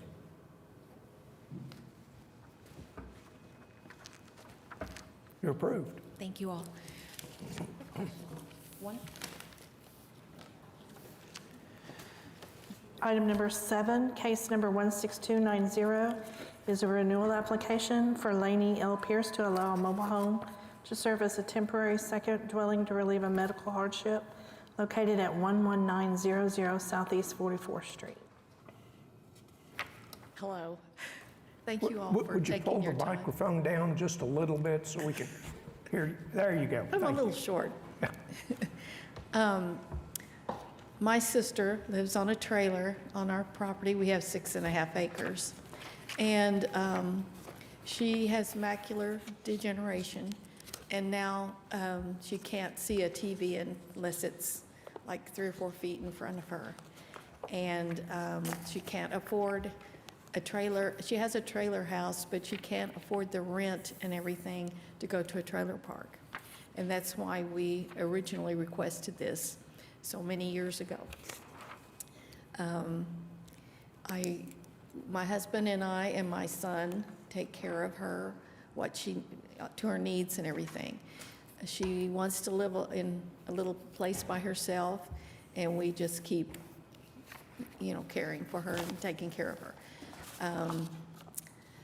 And I would like to have the ability to have her at least for however long I can have her on the property. Okay. Nobody signed up on this one. I assume nobody here wants to object to this. Okay. I will not be objecting to this. And this is a renewal application. You already had been approved for 3 years prior. Yes, and the first time was by phone during the pandemic. And then this is my second time to get lost in Oklahoma City and finally make it to this courtroom.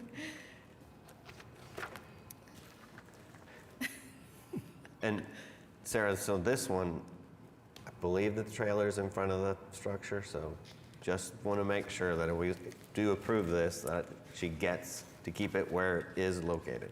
Well, you are correct, and that's why we noted in the report that the city issued a permit for the location that it's in currently, so. So it's good. Doesn't need additional variance. Correct. We're good? All right, I'll make a motion to approve case number 16290 for the purpose that it meets the statutory requirements for the special exception. I'll second. Okay, we have a motion and a second. And for a term of 3 years? For a term of 3 years, Okay. correct. Thank you. Right. Now cast your votes. Thank you so much. I really You're appreciate approved. you all taking your time today. Okay.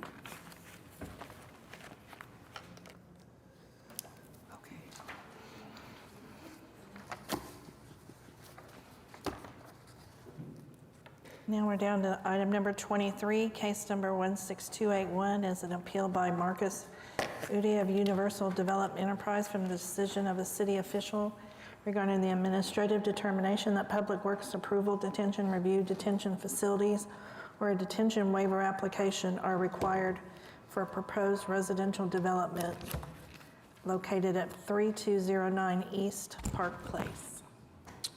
Marcus Uday, 3209 East Park Place. Here regarding Nodger Villages, which is a tiny home community being built on property zoned for that specific purpose. So there exists no zoning compatibility issues. The administrative decision that I'm appealing today is the determination that this project is somehow subject to detention. Now, I want to be very clear. I'm not here asking for any special considerations. I'm not here asking for any variance or to deviate from any section of the code. What I am here asking for is that the code be applied in a manner that is consistent with the spirit in which it was written. What's written simply doesn't require detention, and that's not me saying it, it's actually in the code. Section 16, which deals with drainage, Chapter 16, which deals with drainage, down in Section 10, states that for all new developments, detention facilities shall be installed providing 10, 25, 50, and 100-year frequency storms. All private on-site detention facilities shall be constructed in a private drainage easement or common area, and the private drainage easement should include, at a minimum, the Q100 floodplain outlet structures and riprap. So this section on detention quite literally begins with the qualifying language for all new developments, not existing developments, not partially completed developments, but for new developments. It then goes on to outline the requirements for said new development. So I'm not sure how it happened or why it happened, but somehow this project ended up in Public Works being reviewed for detention, and that should have never been the case, which is why I'm asking you to overturn that decision and find that detention is not required for the project.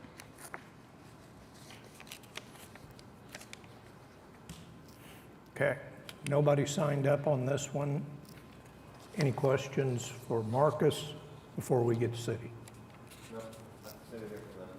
City staff. Pardon? Yeah, I see. Which one of you wants to respond? Okay, there we go.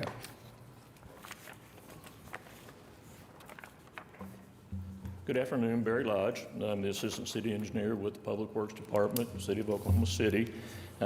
Also here is Debbie Miller. She is our Public Works Director and City Engineer. After I get through making a few comments, she may want to add some to that. So anyway, we'll go through some of the reasons why we object to the appeal in general. Start with the SPUD that was approved by Planning Commission and City Council in March of 2024 states in the first section that the parcel in question is going to be developed in accordance with the R4 residential requirements. That is, by the nature of the subdivision regulations, that's a multi-family requirement. It's not a single-family requirement. Another statement that was made in that SPUD is that the development will comply with the requirements of Chapter 16 of the Municipal Code, which does include the Drainage Criteria Manual. In Chapter 16, the first sections in Section 16.1 starts out and states that all subdivisions of land and all developments or improvements of any character which affect runoff, stormwater flow, or drainage in any portion of the City of Oklahoma City shall be subject to the provisions of this chapter and the technical details within the Oklahoma City Drainage Criteria Manual. That section, that chapter applies to everything across the entire city. Another section right below that in the drainage ordinance states that the city engineer has final authority over engineering interpretations, and that's considering what's contained within Chapter 16 and the Drainage Criteria Manual. Part of the basis of this appeal is that it is an administrative decision, but I want to be real clear that this is not an administrative decision. It's an engineering decision that is based on the requirements and the provisions that are outlined and contained within Chapter 16, the Drainage Ordinance, and the Drainage Criteria Manual. This is not some administrative deal that we run through. It is actually done by our engineering staff under my direction and under Debbie's direction as the city engineer. So I think it's a real key point on this, is that this is an engineering interpretation. It is not merely administrative in nature. So based on Chapter 16, the decision for the detention is under the authority and the jurisdiction and purview of the city engineer.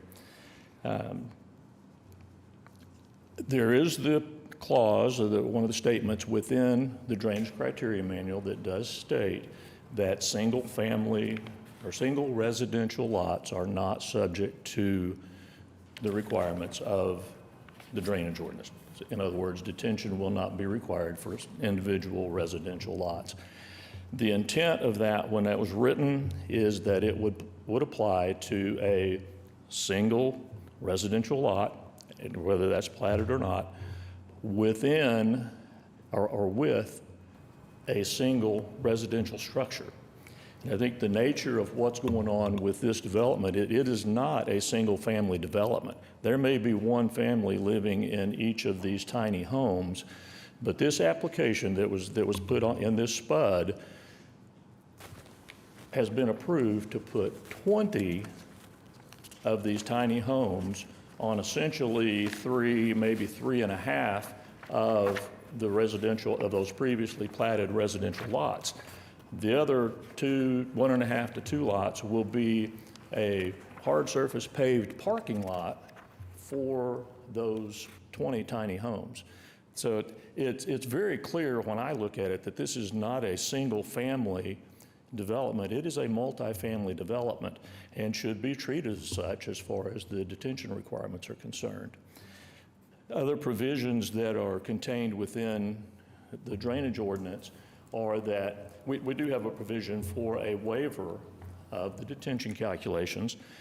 And that, again, once that's done, that is an engineering decision based on calculations that are prepared and submitted by a licensed engineer for us to review and consider what those impacts will be. One of the exclusions on granting a waiver of the detention requirement is if there is known downstream flooding from a development site, a detention waiver will not be considered. This project location is about a block upstream of the intersection of Northeast 10th and Standish, and excuse me, and it is a known area of flooding. We have pictures. Debbie has some pictures that our assistant director took earlier this year. I think it was in April, if I remember correctly from the date, where this intersection floods on a regular basis. And this development area, the project area, has not had any kind of hard surface development on it probably in 20 plus years, maybe longer than that. So any additional hard surface that gets developed on this property is going to add to an existing flooding condition. I went out this morning to take some pictures at that intersection because we just installed at that location and at another one in the city the signs about the road may flood with the gauge to show how deep it is. And so this is one of the instances where we wouldn't even consider a waiver because of the downstream flooding. So that's kind of the basis of everything. And so what I would ask as far as a course of action for this board would be that you take no action.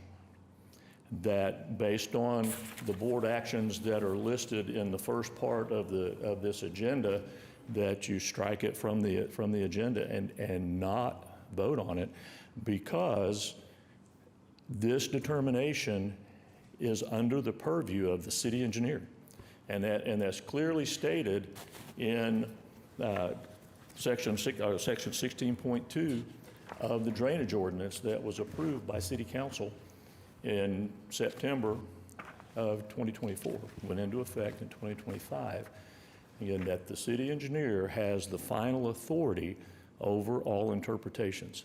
So that would be our request, that you would strike this and not make it a board action on this item. And I'll be happy to answer any questions if you have any.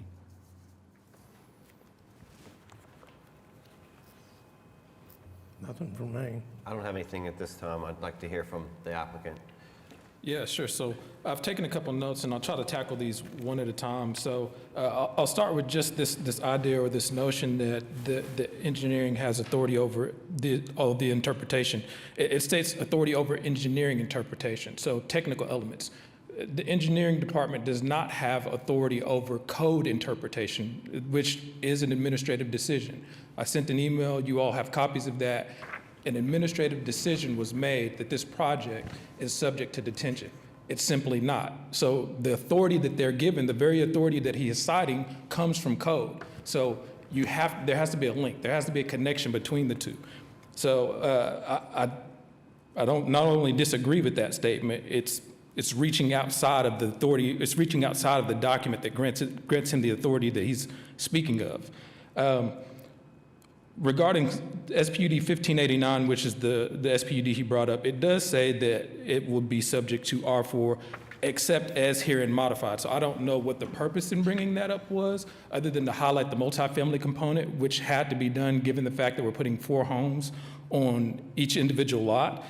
But it's not say that, I want to be clear that it's not stating that it's subject to R4, period. The following words that were left off of that was that except as herein modified, and the SPUD then goes on to modify that. The next is the single lots not being subject to detention statement. I appreciate him bringing it up. It highlights exactly what we're talking about here, which is what the intent of the code was in the first place. It was not intended to govern single lots, but that's primarily because we're talking about land that's already platted. It doesn't have anything to do with the fact that we're making a special exception simply because it's a single home. The waiver process that he mentioned, I don't have any comments to their waiver process other than the fact that the waiver process itself is still only for projects that are subject to detention. If it's not subject to detention, engineering and public works cannot just step in and automatically determine that we have purview over this project, whether or not we're going to give you a waiver. It still falls under that same umbrella. That umbrella does not include this project. This is a platted neighborhood. These considerations have already happened at the time of platting. So I don't understand where this idea or this notion comes from that this project, that engineering has purview over this project as it pertains to detention simply because that ship has already sailed.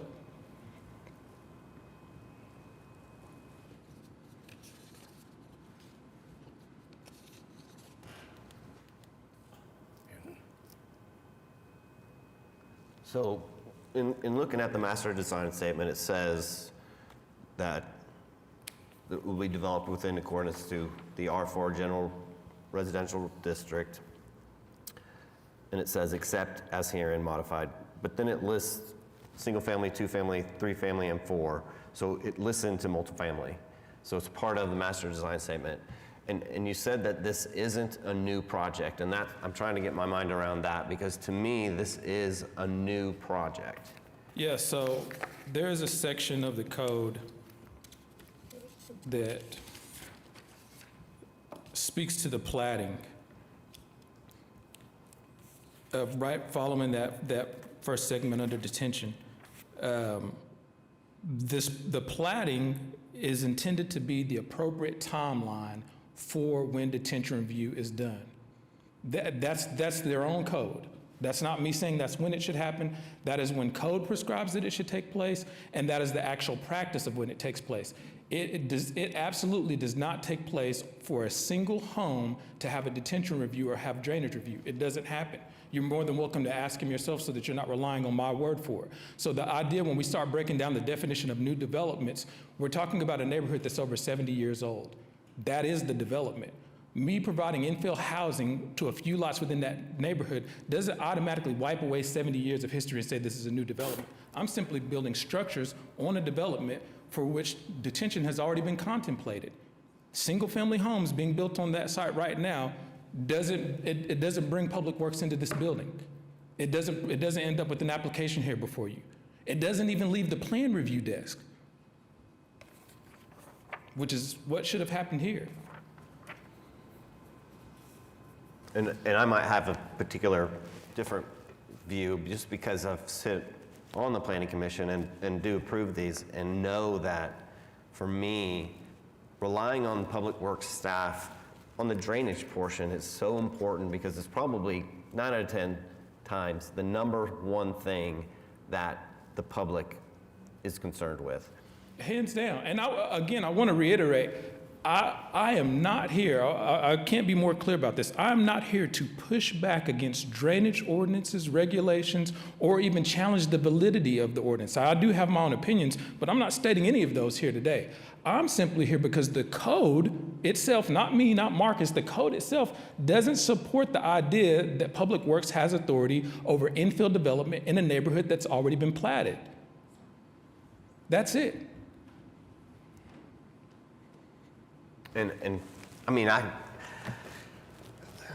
it's hard for me not to rebut that and say that I would like the strictest of interpretations of the code And knowing that when writing some municipal code that I've been on committees to do is very difficult. You cannot encompass every single potential application that you would run into. And this one, drainage, for me, again, is very important. And the idea that we accept the SPUD, knowing that we wrote, and you accepted it also, that you would accept basically Chapter 16 in the drainage review. I mean, I know it's a technicality, and I know that the words are you know, you're going to read them one way, and staff wants to read them another way. I just want you to know, from me and my personal beliefs and how I've dealt with a lot of this stuff on the Planning Commission, is that I would like that the strictest of opinions be taken from the code on the basis that we tell the public all the time that we are relying on Public Works to do their diligence on the drainage for the flooding.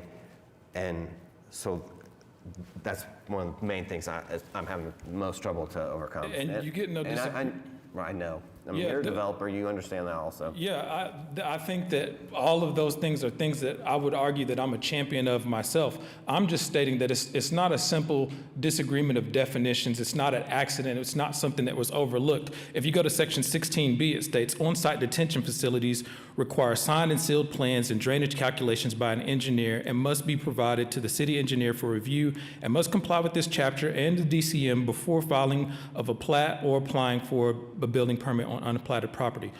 Right there, the ordinance itself places the detention review process at the platting phase, not the building permit phase. The only exception, the only time that the code itself contemplates that detention review would take place at a building permit phase is when it's on unplatted property. That's not something to get mixed up on decisions. That's black and white. This property is platted and has been for longer than most of us have been alive. It's simply not meant for this. You didn't have to replat. I mean, that Correct. was part of the SPUD. It's the term development. Is there a? It's not defined. It's New not development defined. is not defined. Oh, it would have been helpful. Wouldn't it have? And I go back to, I mean, to me, when you look at,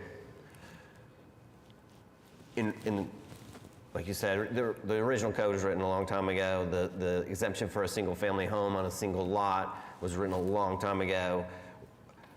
And I'm not just looking at just this one. I have to see, you know, a number of SPUDs monthly, and to see infill development and to work towards approving those infill developments and knowing that, you know, lot coverage and a lot of things go into it. And undersized storm sewer is a big issue.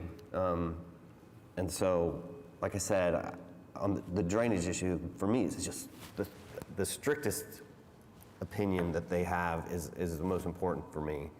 So it's a difficult decision, because you can read it like you're reading it. I mean, it does say it, and I can get behind it, and you would probably kill me in a debate at all times. So it's just, from layman, I just go to, this is a new development with a different idea behind it than what was originally platted, you know, I don't know, was it 50, 60 years ago probably. And the concern that, you know, and you know this, I mean, it's a very flat area down there, and there is drainage issues. It's just, it makes that development more difficult, for sure. Yeah, I don't disagree with that. My issue is just plainly that regardless of how bad Public Works may want to have oversight, I'm simply stating they don't. But I'll do you one further, which is the fact that even if the argument is about whether or not detention should be required here, which it's not, because there's no authority over this project, even if the question is about that, then we can all agree that the relevant issue here is impervious surface. That's what this comes down to, the amount of impervious surface and the effect of that impervious surface. What we have here is we're replacing one type of residential development with another type of residential development with a comparable drainage footprint. So again, I can go out to this property right now and I can erect houses on them and they don't get a say. They get no say. I met with Public Works, I met with their engineers, and I explained that in the meeting in the room, and I was met with the comment, Mr. Uday, you've brought it up several times that if you go build regular single-family homes on here that you don't have to detain, where are you getting that information? And I explained, because that's not how the process works. We went back and forth for some time before they eventually took notes and said that they were going to look into it, because they are under the impression that they are being sent reviews for every new build that happens. It does not happen. All of the drainage analysis occurs at the platting phase. It's considered already done by the time you get to a building permit. So you can go back to the picture and show it all you want that shows empty lots that's up there, but those empty lots were contemplated with having houses on there before the plat was approved. That's how the process works. If I go out right now and I bring in 40 acres or 60 acres or 100 acres of land and say I want to develop this is all agricultural land, the very first thing that the city's going to do, and rightfully so, is send me to Public Works and say, we're going to have a drainage analysis. You're going to have an engineer complete the drainage on this so we can tell you how much detention is going to be necessary for the site. Doesn't matter if I'm building 10 homes, doesn't matter if I'm building 100 homes. But what happens is, at that platting process, once they've determined that you're going to put 100 homes here and this is the requisite amount of detention, I can build a home next year, I can build a home 10 years from now. That house, whether it exists or doesn't exist, the impact to stormwater runoff has already been considered. And that's my argument here today. I'm not trying to get out of any code. Drainage matters, flooding matters, public safety matters. I live here, my kids live here, I plan to continue to live here. I'm not trying to detract from the quality of life in the city of Oklahoma City. It's not going to happen. All I'm stating is that this has already been done. You cannot come back and say, we want to re-review this. That's the element that I'm trying to highlight here, is that they have no authority to do that. And to your point, Don, you talk about looking at these SPUDs and PUDs. There are others, and they should not do that on any of those. We have the city who is encouraging us through several departments saying, find more creative ways to provide affordable housing. And then we're operating in these silos, because then we have other departments that although they don't say it expressly, operate in a manner that is consistent with doing the opposite. Let's add undue burden and undue hardship to projects where we have no jurisdiction over. I hate to sound crass, but I want to be very candid here today in what we're dealing with. When you said infill development on SPUDs, that's the issue. Every single project, every single SPUD, every single PUD that you receive that comes in on land that's already platted, the only time that it should end back up with them is if you're changing the development type to a degree that the rainwater coefficient is going to change. A single-family residence is a single-family residence.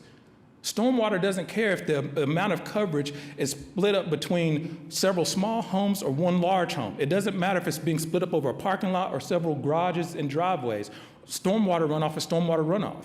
A simple way to look at it is if you consider the code looked at these as umbrellas. And rather than overseeing homes, it oversaw umbrellas. In this development, prior to me getting involved, you were allowed to place one 10-by-10 umbrella on every single lot. That was already there. What you were not allowed to do was place 4 umbrellas on the lot. So we went through the SPUD process. We met with Planning Commission, we met with City Council. We got an SPUD approved that says, Marcus, you can now place 4 umbrellas on each one of these lots. And I think that's where the misunderstanding occurred. Somebody saw that and made the assumption that now this triggered a detention review. But in reality, those 4 umbrellas are only 5-by-5. They only cover 25 square feet. So 25 square feet umbrellas, if there are 4 of them, is the same 100 square foot of coverage. It doesn't matter. The stormwater does not care about what the structure is, how many structures there are. It's the total amount of impervious surface, which if you read through chapter 16, bears that out. We're not changing anything. So all the way away from my actual argument of not needing to even be here because of the fact that they have no purview is the fact that even if I acquiesce and say, sure, we need to review the drainage doesn't change. It's negligible. I'm swapping one product for a similar product, and there's virtually no change to the amount of runoff. It's no different than the example of having 1 large umbrella or 4 smaller umbrellas. There's nothing to review. And you weren't really willing to do that, right? To do how much coverage, land coverage and hard surface compared to what would be 5 single-family. No, I am. We did the calculation on it, and right now, we've added several sidewalks. Right now, we're at 6% of a 6% difference in what would be there if we just went and said, forget it, we'll just build houses. And we can get that even lower. We can get it down to exactly even if we cut out the sidewalks. So we've spent great time and effort trying to make sure. Yeah. I'd like to hear then from the city on the response to that as far as the lot coverage. Hi, Debbie Miller, Public Works Director, City Engineer.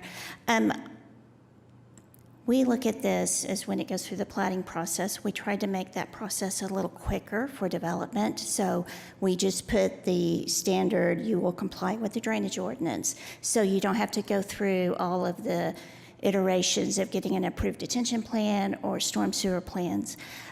We try to work with developers. We know it's not easy sometimes and that we do need affordable housing. But when you come in and you platted that, or not platted, excuse me, wrong word. When you did your PUD, you actually increased the density on the lot, which increased the amount of runoff. If you've done some calculations which shows that you've only increased it 6%, please show that to us and we can talk. We always try to work with the developers because every site is individual, it's different. Right. And it is my understanding also that rather than to force the development community to do all that upfront engineering, and I hear that all the time as an impediment to putting an SPUD together or a PUD more. But so that's where I am. I know that it has to do with, the calculations and how much you could have compared to a single-family home. What this is to me, that's the crux of this case, and how much runoff is going to be off of that site more than what would be if it was still standing with 5 single-family homes on it, and driveways and porches and, all of that stuff. So. Yeah, I 100% disagree with the idea that somehow changing from standard homes to tiny homes changes the runoff. If they have some model, I'm happy to review that, but that's just simply not the case. We can increase the density. Increasing the density does not in itself increase the amount of runoff. Again, I'm not trying to be combative, but I want to be very clear about what the truth is. You can increase the number of units to 100 units. So much as the amount of impervious surface doesn't change, it does not speed up the runoff. And that's what I've been dealing with. And I appreciate you saying you guys are willing to work with us. And that was my first plan, was to reach out to you all, to try to work with you all to say, hey, this is where I think we've got some miscommunication going on. That's just not how it works. You can increase the density to 100 homes in here. So much as the impervious surface doesn't change, it's not going to increase the runoff. And I don't know how else to say that. Like, it doesn't matter if you eat a whole cake at one time or you eat it one slice at a time. The total amount of cake consumed is the same. The amount of sugars does not change simply because you received it in smaller servings. And runoff doesn't change because it was split up between a smaller number of housing units. It just doesn't happen. This is all math. We're not talking about something where this is arbitrary or there's these subjective ideas or opinions. This is math. 2 + 2 will always equal 4. There's nothing you can do to make it equal 5. And by saying that increasing the density increases the runoff is akin to saying that 2 + 2 = 5. It doesn't work that way. Right. It has to do with surface and impervious surface. I do not want to create a precedent here today that would put a barrier or cause a problem with future projects for staff review of potential drainage issues. And I know you don't either. I mean, as a developer, you're responsible for it.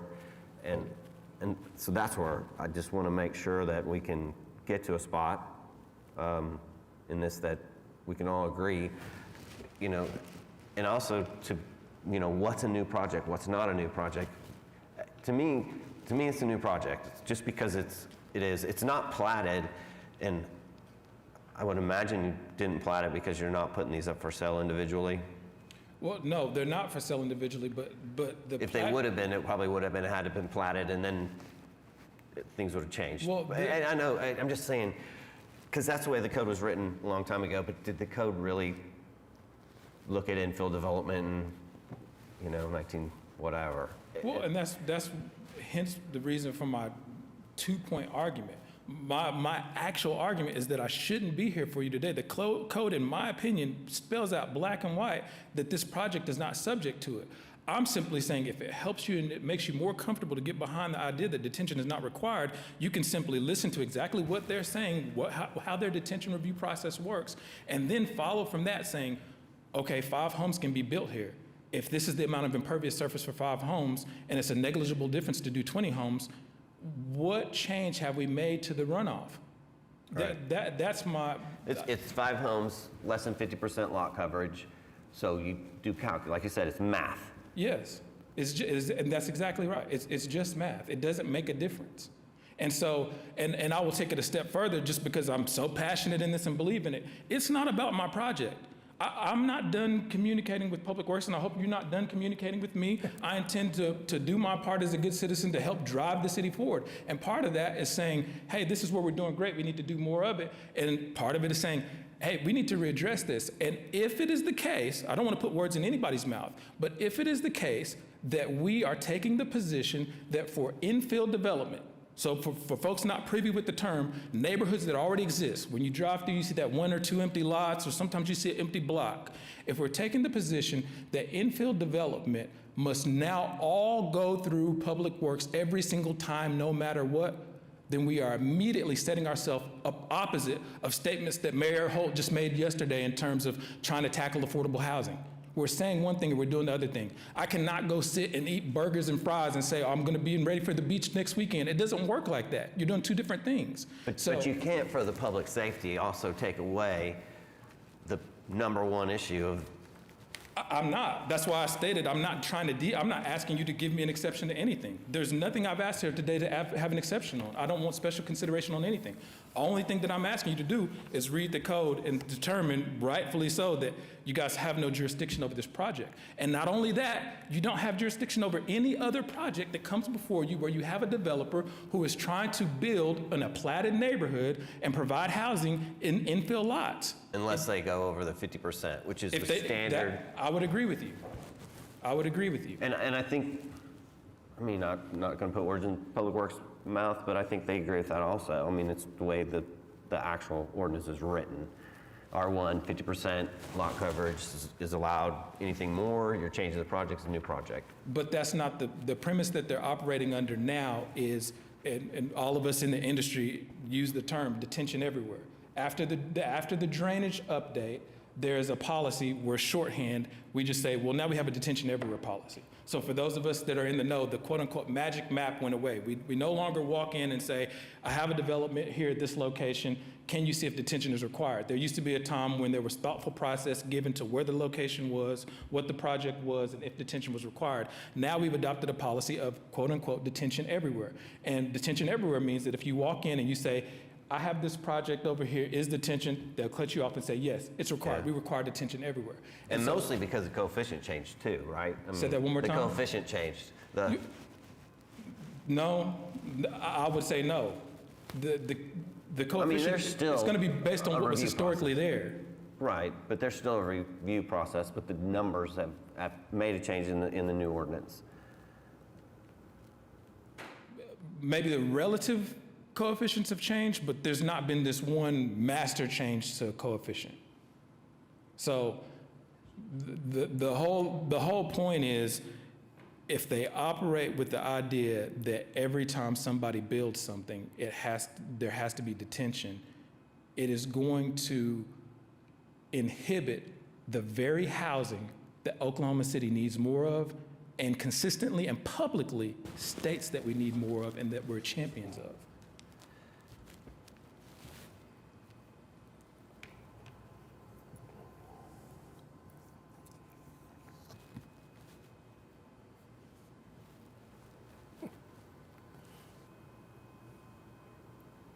Anybody else want to respond?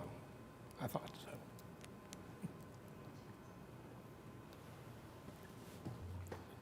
So the argument's being made that this is not going to be an increase in runoff, and that's why one of the statements in that SPUD that was approved, that it can be developed in accordance with the R4 requirements, when we start looking at multifamily developments, we change the runoff coefficient.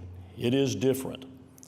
The numbers may not mean a whole lot to you, but from a single-family residential development at a 0.7 coefficient to a multifamily runoff coefficient of a 0.85, there is going to be an increase.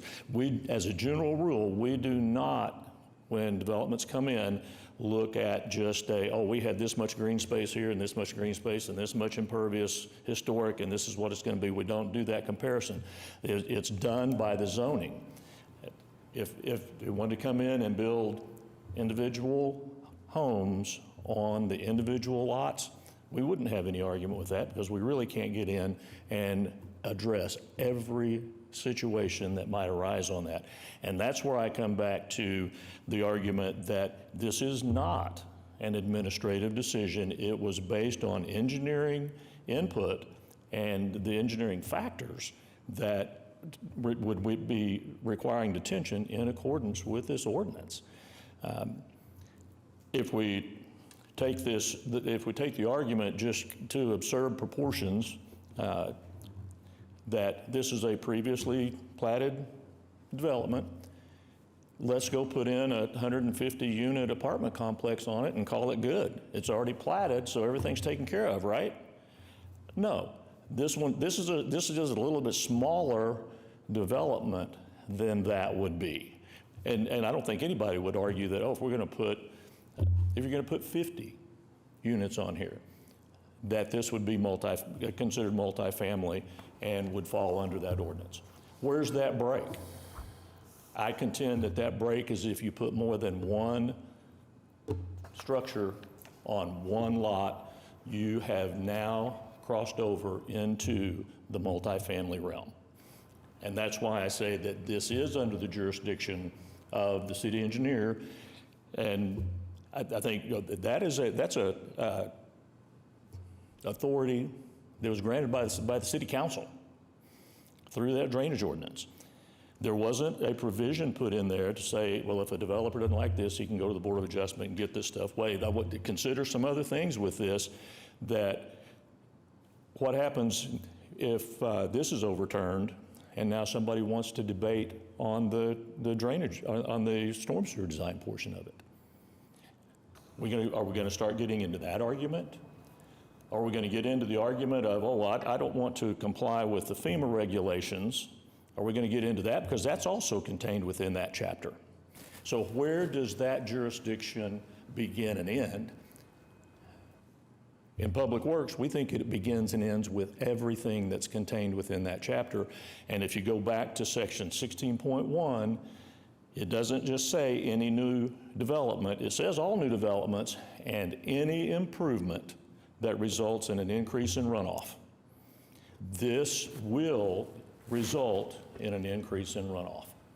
And for that reason, I go back to the request that you strike it from the agenda and to say and acknowledge that the jurisdiction and the authority over this lies with the city engineer. So I don't know where that new language came from. I read you that section in detail. I didn't omit anything. It says for all new developments, comma, detention facilities shall be installed, and then continues on from there. The idea that somehow changing the number of houses on an individual lot now crosses it back over to where there's a detention review that's needed is not just an error, it is a huge error. You just heard him say it himself. He's of the mind that if more than one dwelling is built on a lot, that they should have purview over that. That's not true. So you're going to tell me for every single infill lot that's in the city limits, if somebody attempts to erect a duplex, that now that has to come before drainage, that has to have detention? Not R1, I would assume, right?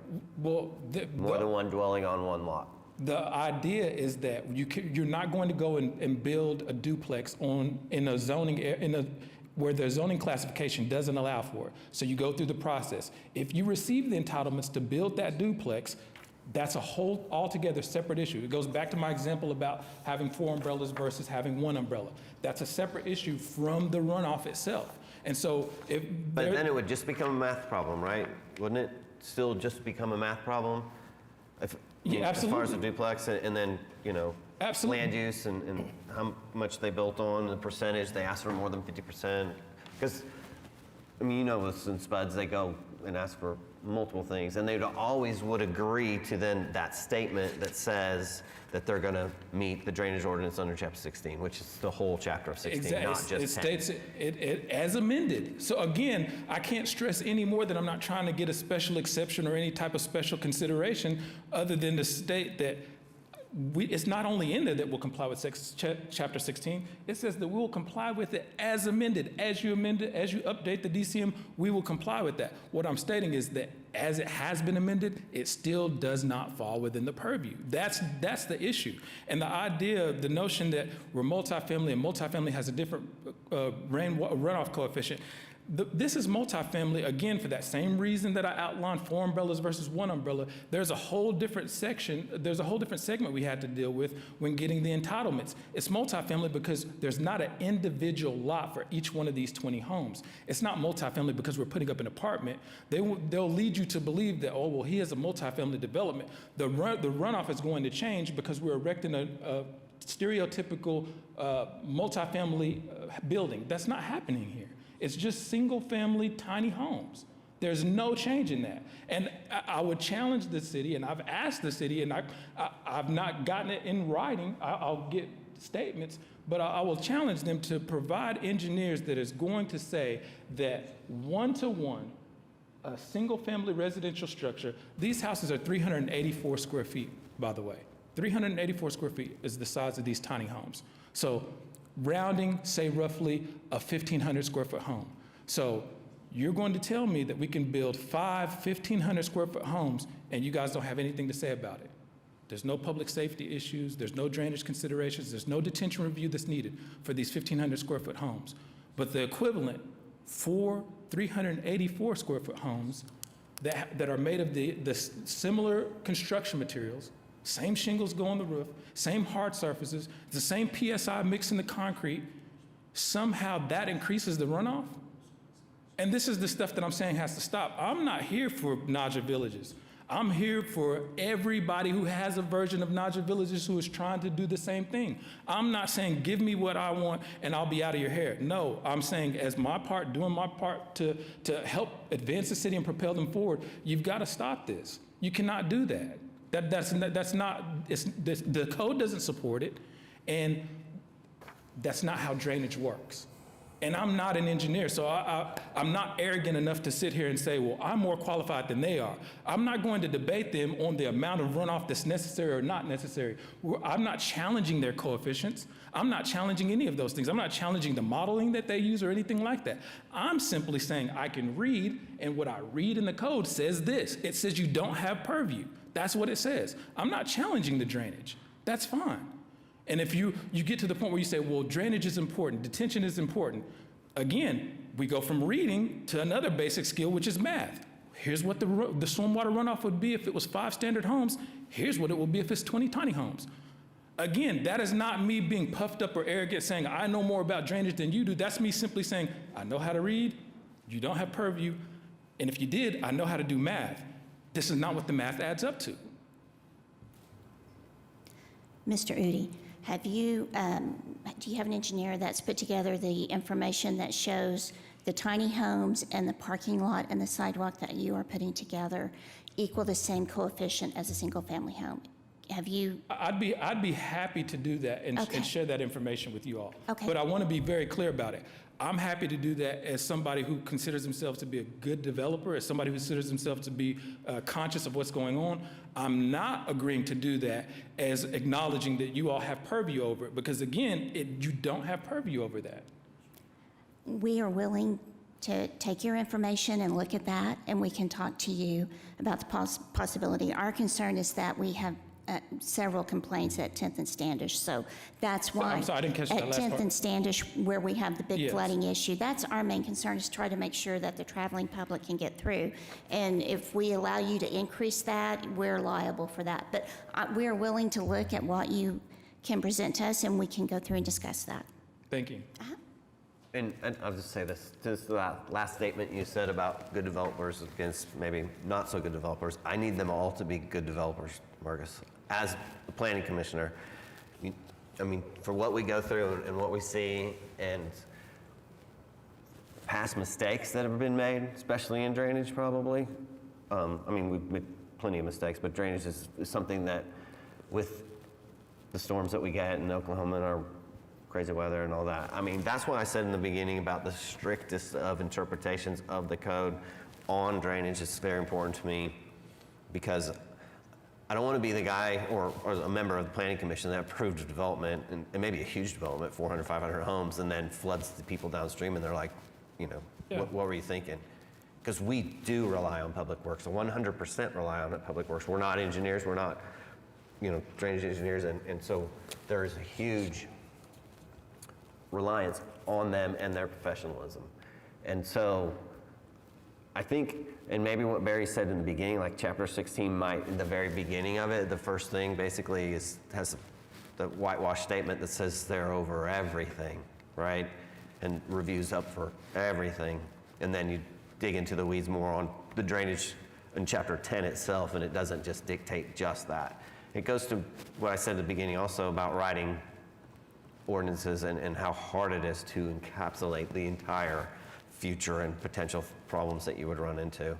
So understanding your statement and where you're coming from, and appreciate your willingness to stand up for the development community also, and also state that, you know, you are willing to do it right and be a good developer. Can we get city council to opine as to the way that the city attorney is interpreting this? Well, we would, we think that the appeal is properly before the board, but we think that that should be limited to whether or not this is a single, you know, going from the original configuration to 4 times the density, whether or not that's still single lot residential as it is proposed. But we think this is a question for the board to decide whether or not that's the case. And there's some ambiguity in some of the definitions. New development may not be defined. Development is in chapter 16. The exclusion that Mr. Uday is pointing out talks about single lot residential. So is this single lot residential? So we're kind of in between the positions here, but we think that this is something the board needs to, you know, decide whether or not this is a single lot residential. We are not of the opinion that it needs to be stricken. We think that, you know, if you're against it or for it, then you need to make a motion to that extent and vote on it once you come to the determination whether or not you think that this, you know, is a single lot residential as it currently is proposed. I mean, I'm looking at it, if you've got 5 acres and one house on that 5 acres and you built another one, does that change the nature of that lot? Is it a multifamily? I would say no. I mean, you've got two individual homes in the east half of the 5 acres and the west half. I mean, that to me is 2 single families, so I can see that argument. With that said, I don't get to sit on the planning commission, so I'm probably not as knowledgeable as you are when it comes to what the city has defined as a single family versus a multifamily, and whether or not you can even consider the lot size and something like that. Well, and I mean, it's written right into the master statement that it's going to be built under the regulations of R4. R4 is one of the uses that it can be used. And so, to me, and that's why I get back to me, it is a new development.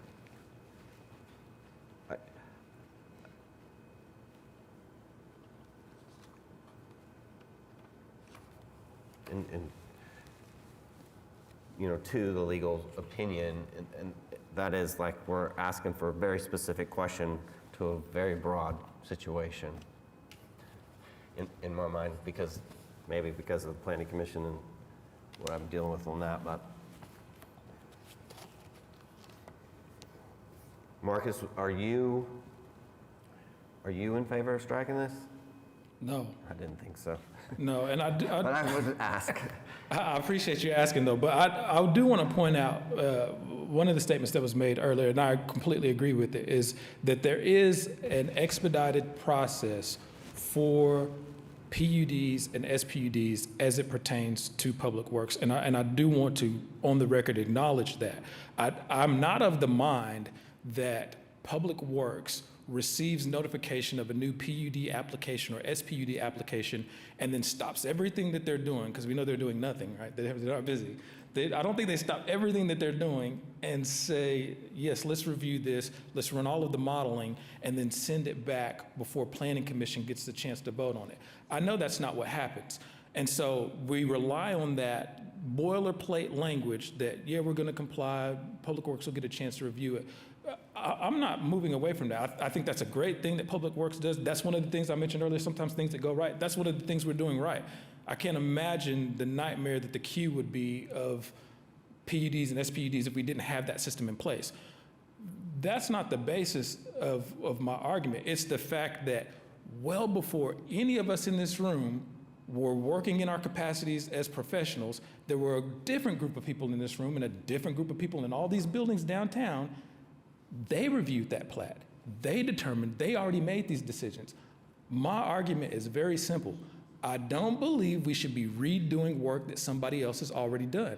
And I'll take it a step further, they don't believe it either because they don't do it on other single-family residential lots. If the drainage was that much of a concern, or to your point, Don, if we were really just going to take the strictest interpretation of it, we would say every new thing that gets built we need to review, which some of the folks in that department believe that. But I have a development right now. We have lots that are not finished, that are brand new lots. I can go get a permit on those right now and they don't end up in Public Works. Why don't they end up in Public Works? Because the drainage analysis has already been taken place. Detention has already been considered. It would be asinine for one of my neighbors to submit a building permit for one of those houses in my neighborhood and be told, well, you got to go through Public Works for reviews. This is going to increase the amount of runoff. It's an empty lot right now. When you put a house on there, there's new impervious surface. Yeah, that's true, but we already anticipated that at the time that we filed the PUD. That's all that I'm stating. All of this work, all of these considerations were already done. We somehow got mixed up. Not on my project, on any of these projects, they're not supposed to go back to Public Works. When this was originally platted back, and I don't know, you might know when the original I think it's in the 50s. But it was a long time ago. Yeah. It was originally platted with a probably R1, just straight R1, with the idea that there would be 5 single-family homes. And there wouldn't, I mean, it might even been R2 because they did all different kinds of things back then, right? I don't know. I'm just saying that it was probably R1. And they didn't have the opportunity to review a small development with 20 single-family tiny homes, right? Correct. And so I think, and that's why I think Public Works is reaching out and saying, it's new. It becomes under our purview because it's new. Well, that's a slippery slope because the minute you say that, then you start to determine that technology changes every day. Next month, there'll be new technology, new construction materials, and then we'll say, well, back in July, we couldn't review it with knowing that this technology existed or this method existed. And so the only thing that we have to keep us consistent is what's actually in the code.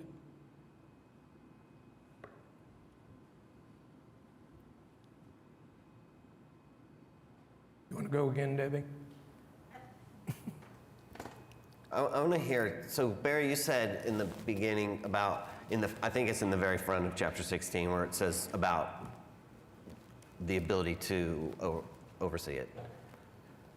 I mean, is that just boilerplate language in the beginning, or, I mean, help me? No, that's not, that's actually, so if you look in chapter 16, in section 16.1, that's the first place that it says that all development and improvement that results in any increase in runoff is subject to the provisions of this chapter. So that's the first part of it. Then you go down into the next section, and it goes through, there's some language in there concerning FEMA regulations and a lot of other things. And the last sentence in section 16.2A, I think it is, says, and I think I'm quoting this verbatim, the city engineer has final authority over interpretations, talking about what's going on in Chapter 16. And to me, that leaves no ambiguity as to where the authority on that lies. I mean, I don't know how you can challenge that and say that someone else has authority when it's pretty plain to me when I read that, that would be done. You know, this development was platted. I'll just say, and then I'll go back to the fact that in the master design statement and under the approval of the commission and the applicant, that he stated that he would comply to Chapter 16. It doesn't say comply to Chapter 16.10. And so, I mean, it's a catch-all mark, and I see that a lot in my daily job, I guess. So I understand where you're coming from, but I just don't see where we're getting the idea that I'm trying to leave Chapter 16. I think that it's subject to Chapter 16. Part of the basis of my argument is rooted in language from Chapter 16. So I'm not saying that I'm outside of Chapter 16. I'm going to Chapter 16 to show you why they don't have purview. So it's not that it's not subject to Chapter 16. It's not subject to detention per language in Chapter 16. except for what he just read, in which the city engineer has oversight on in all. technical elements, and as they should. Like nobody who's not an engineer should have the voice of authority over the technical elements, the modeling used, the coefficients determined for a stormwater runoff. But we have so much municipal code, and I don't know this, but I'm willing to bet if I went through other portions of the code and other chapters, I could find similar language. That does not mean that automatically makes them SAR of everything in that chapter, and including your ability to appeal a decision that they've made. So if they have authority over it, so be it. You have authority over it. You still made the administrative decision. Using that language is to somehow get us outside of my right as a citizen to appeal before Board of Adjustment doesn't really track.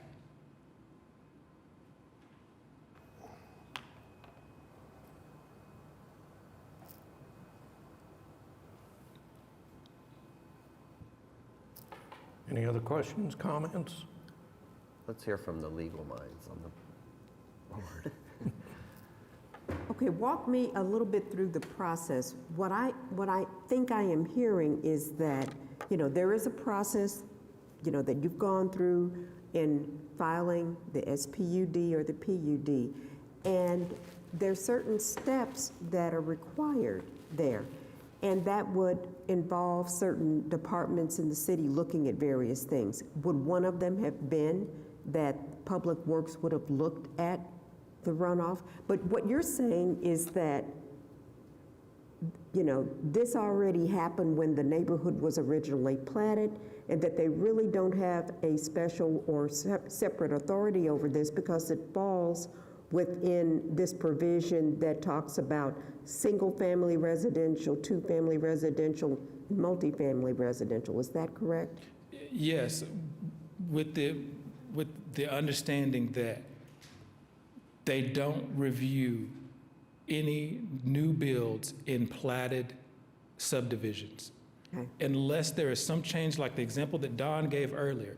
If I came here and I was actually building an apartment complex, that would be something that's different.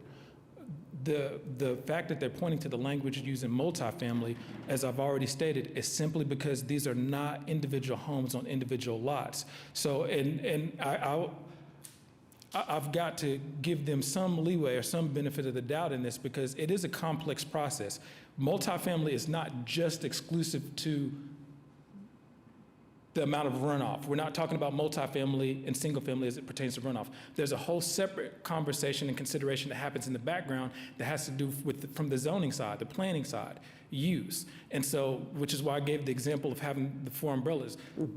Public Works doesn't get involved in any of that. But I think that that's where the overlap in the communication, or the misunderstanding occurred, is because We got this approval. We have this new entitlement that now allows 20 homes to be built here when that wasn't the case before. And so in their mind, it's just, and I see how it can happen. Oh yeah, well, this is subject to detention. It's only when you break it down, why is this labeled multifamily? It's labeled multifamily because you've got multiple structures sharing a lot. That's why it's multifamily. It's not multifamily because we're building an apartment complex, which would then actually have implications in stormwater runoff. So what you have is you have like straight zoning of R1, which is single family home, R2, multifamily, or duplex, R3 and R4 multifamily. Then you have individual SPUDs or PUDs, and so they're their own little zoning block, I guess. I don't know, just that application stands alone. And so this is an SPUD, it stands alone. And so that, again, he didn't have to replat, but he does have a new development in my mind, and that's the way I look at it. And again, this is from layman terms and being on the commission, how I think about things.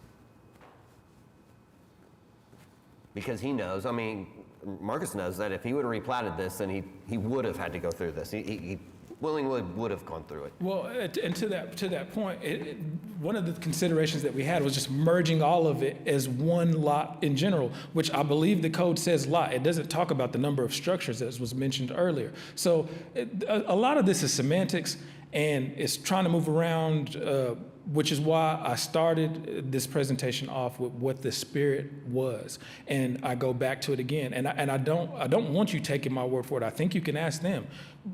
Up until a month ago, and I don't know, maybe they still do, they had people in their department that believed that they reviewed detention on every new home that's built. And it wasn't until I explained that that's not how it works that they understood that, oh, if it's platted, it's already had a review. We don't have to do it again. So listen, this is a large city. It's growing. As we heard yesterday, the city's growing. I think that there's a lot of complexities. I'm not upset by it. I'm not angry by it. But I do want us to address it. When there's inconsistencies or when there's flaws, we have to address it. And calling this anything other than a flaw is not being realistic.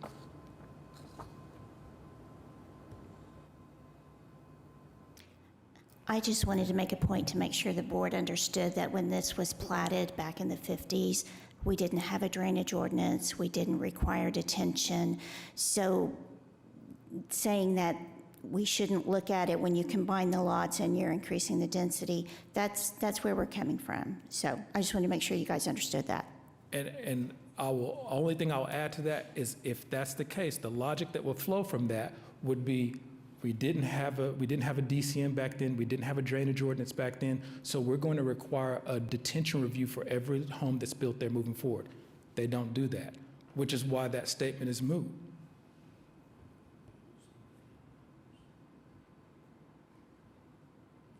Okay, Marcus, I've got a question for you. It says in the SPUD, subpart, I guess in that first big paragraph, it says development is when a permit is issued for any construction or addition to any structure on a development tract, which I think that's what the city was saying. How do you contradict? How do you combat that sentence? Well, it's a completely separate document. This is my master design statement. This is not the city's ordinance. My master design statement holds no authority over anything other than my project. The drainage ordinance, the municipal code is their language that says for new developments. They don't define new development. So you're saying that the two are mutually exclusive? Yeah, whether or not I have a master design statement, the municipal code still exists and Chapter 16 still exists. The definition in one may not be the definition in another one. Yeah, correct, because look at it this way. If I include language in all of my master design statements moving forward, defining new development and expressly state new development means a brand new neighborhood of raw land that has no utilities, no improvements, no infrastructure, would we then allow the language in my master design statement to trump what's in Chapter 16? We wouldn't. We would just say, that's just Marcus's wacko MDS. I mean, for us, it'd be part of the application and directly into that zoning. I mean, and that's where I said before, I mean, To me, it's just new development, which then puts it in their purview. Well, That simple. I get what you're saying, Don, and I even understand how you come to that. Like, it's 50-50 how you fall on the definition. Everybody's going to look at it and determine it differently. The part that I want to move from there is look at how they practice it. I don't have any control over that. I don't work in their department. The actual practice matches what I'm saying the code shows. It does not match what they say. What they actually do in a day-to-day, 8 to 5, Monday through Friday, matches what I'm telling you is supposed to be the process. So if it was truly the case that I just got mixed up in definitions and I don't know what I'm talking about, they wouldn't be operating this way. What you're saying is, if you go to section 16, subpart B, the facility question, it says, on-site detention facilities require signed and sealed plans and drainage calculations by an engineer and must be provided by the city engineer for review, must comply with this chapter in the DCM before the filing of the final plat or applying for a building permit on unplatted property. And what you're saying is, we're not filing, no final plat has been filed here to trigger a review, and there's no building permit on an unplatted property because this has been platted already. And yes, that's correct. And I'm actually glad that you brought it up because I think you, as with all the other things I brought up, you could single-handedly look at this whole case based off of what you just read. And this requires some thinking, but it states before the filing of a final plat or applying for a building permit on unplatted property. So we're talking about the code anticipating when construction was going to occur. What scenarios would we have where we would be building a house? We'd either be building a home on platted property or we'd be building it on unplatted property. And so if it's platted, our assumption, not mine, theirs too, our assumption is that there's already been a drainage analysis. That part has already been done. The idea that if it's unplatted is because Oklahoma City is over 620 square miles, there's land that's out there that's within city limits that's not been platted. I inherited it, I want to build a house, and so, hey, there's not been any plat. We've not done any detention review, we've not done any drainage review, and we've got this section in chapter 16 to catch you. This is the catch-all. So to your point, Don, the protective language is already here. What if somebody thought about this and had the question, what if somebody builds on land that's unplatted and they accounted for it here? So no matter how you slice it, it was never the intention, nor does the code read this way now, for detention review to be taking place on infill projects being built on platted land. I want to be mindful that I've got a hard cutoff at 5 o'clock. So I don't know if we want to take a test vote on where we're at. Does anybody else have anything new or different to add? Because I think we're ready for a motion.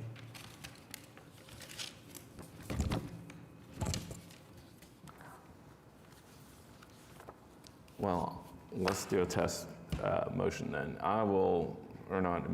Test vote. I will make a motion to uphold the appeal in case number 16281. Okay, you're granting the appeal. I am.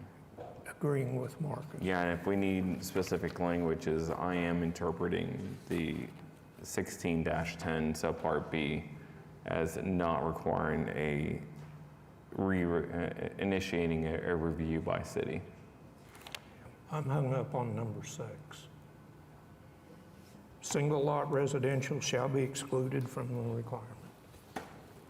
So,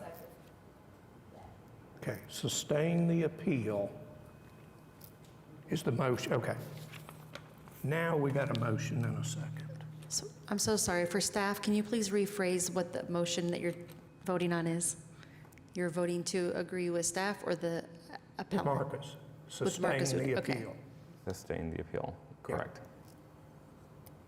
Okay, that's a motion in a second. Yeah, maybe approve the appeal.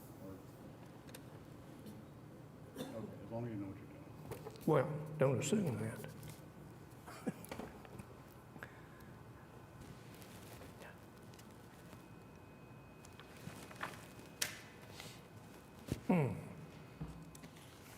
Okay.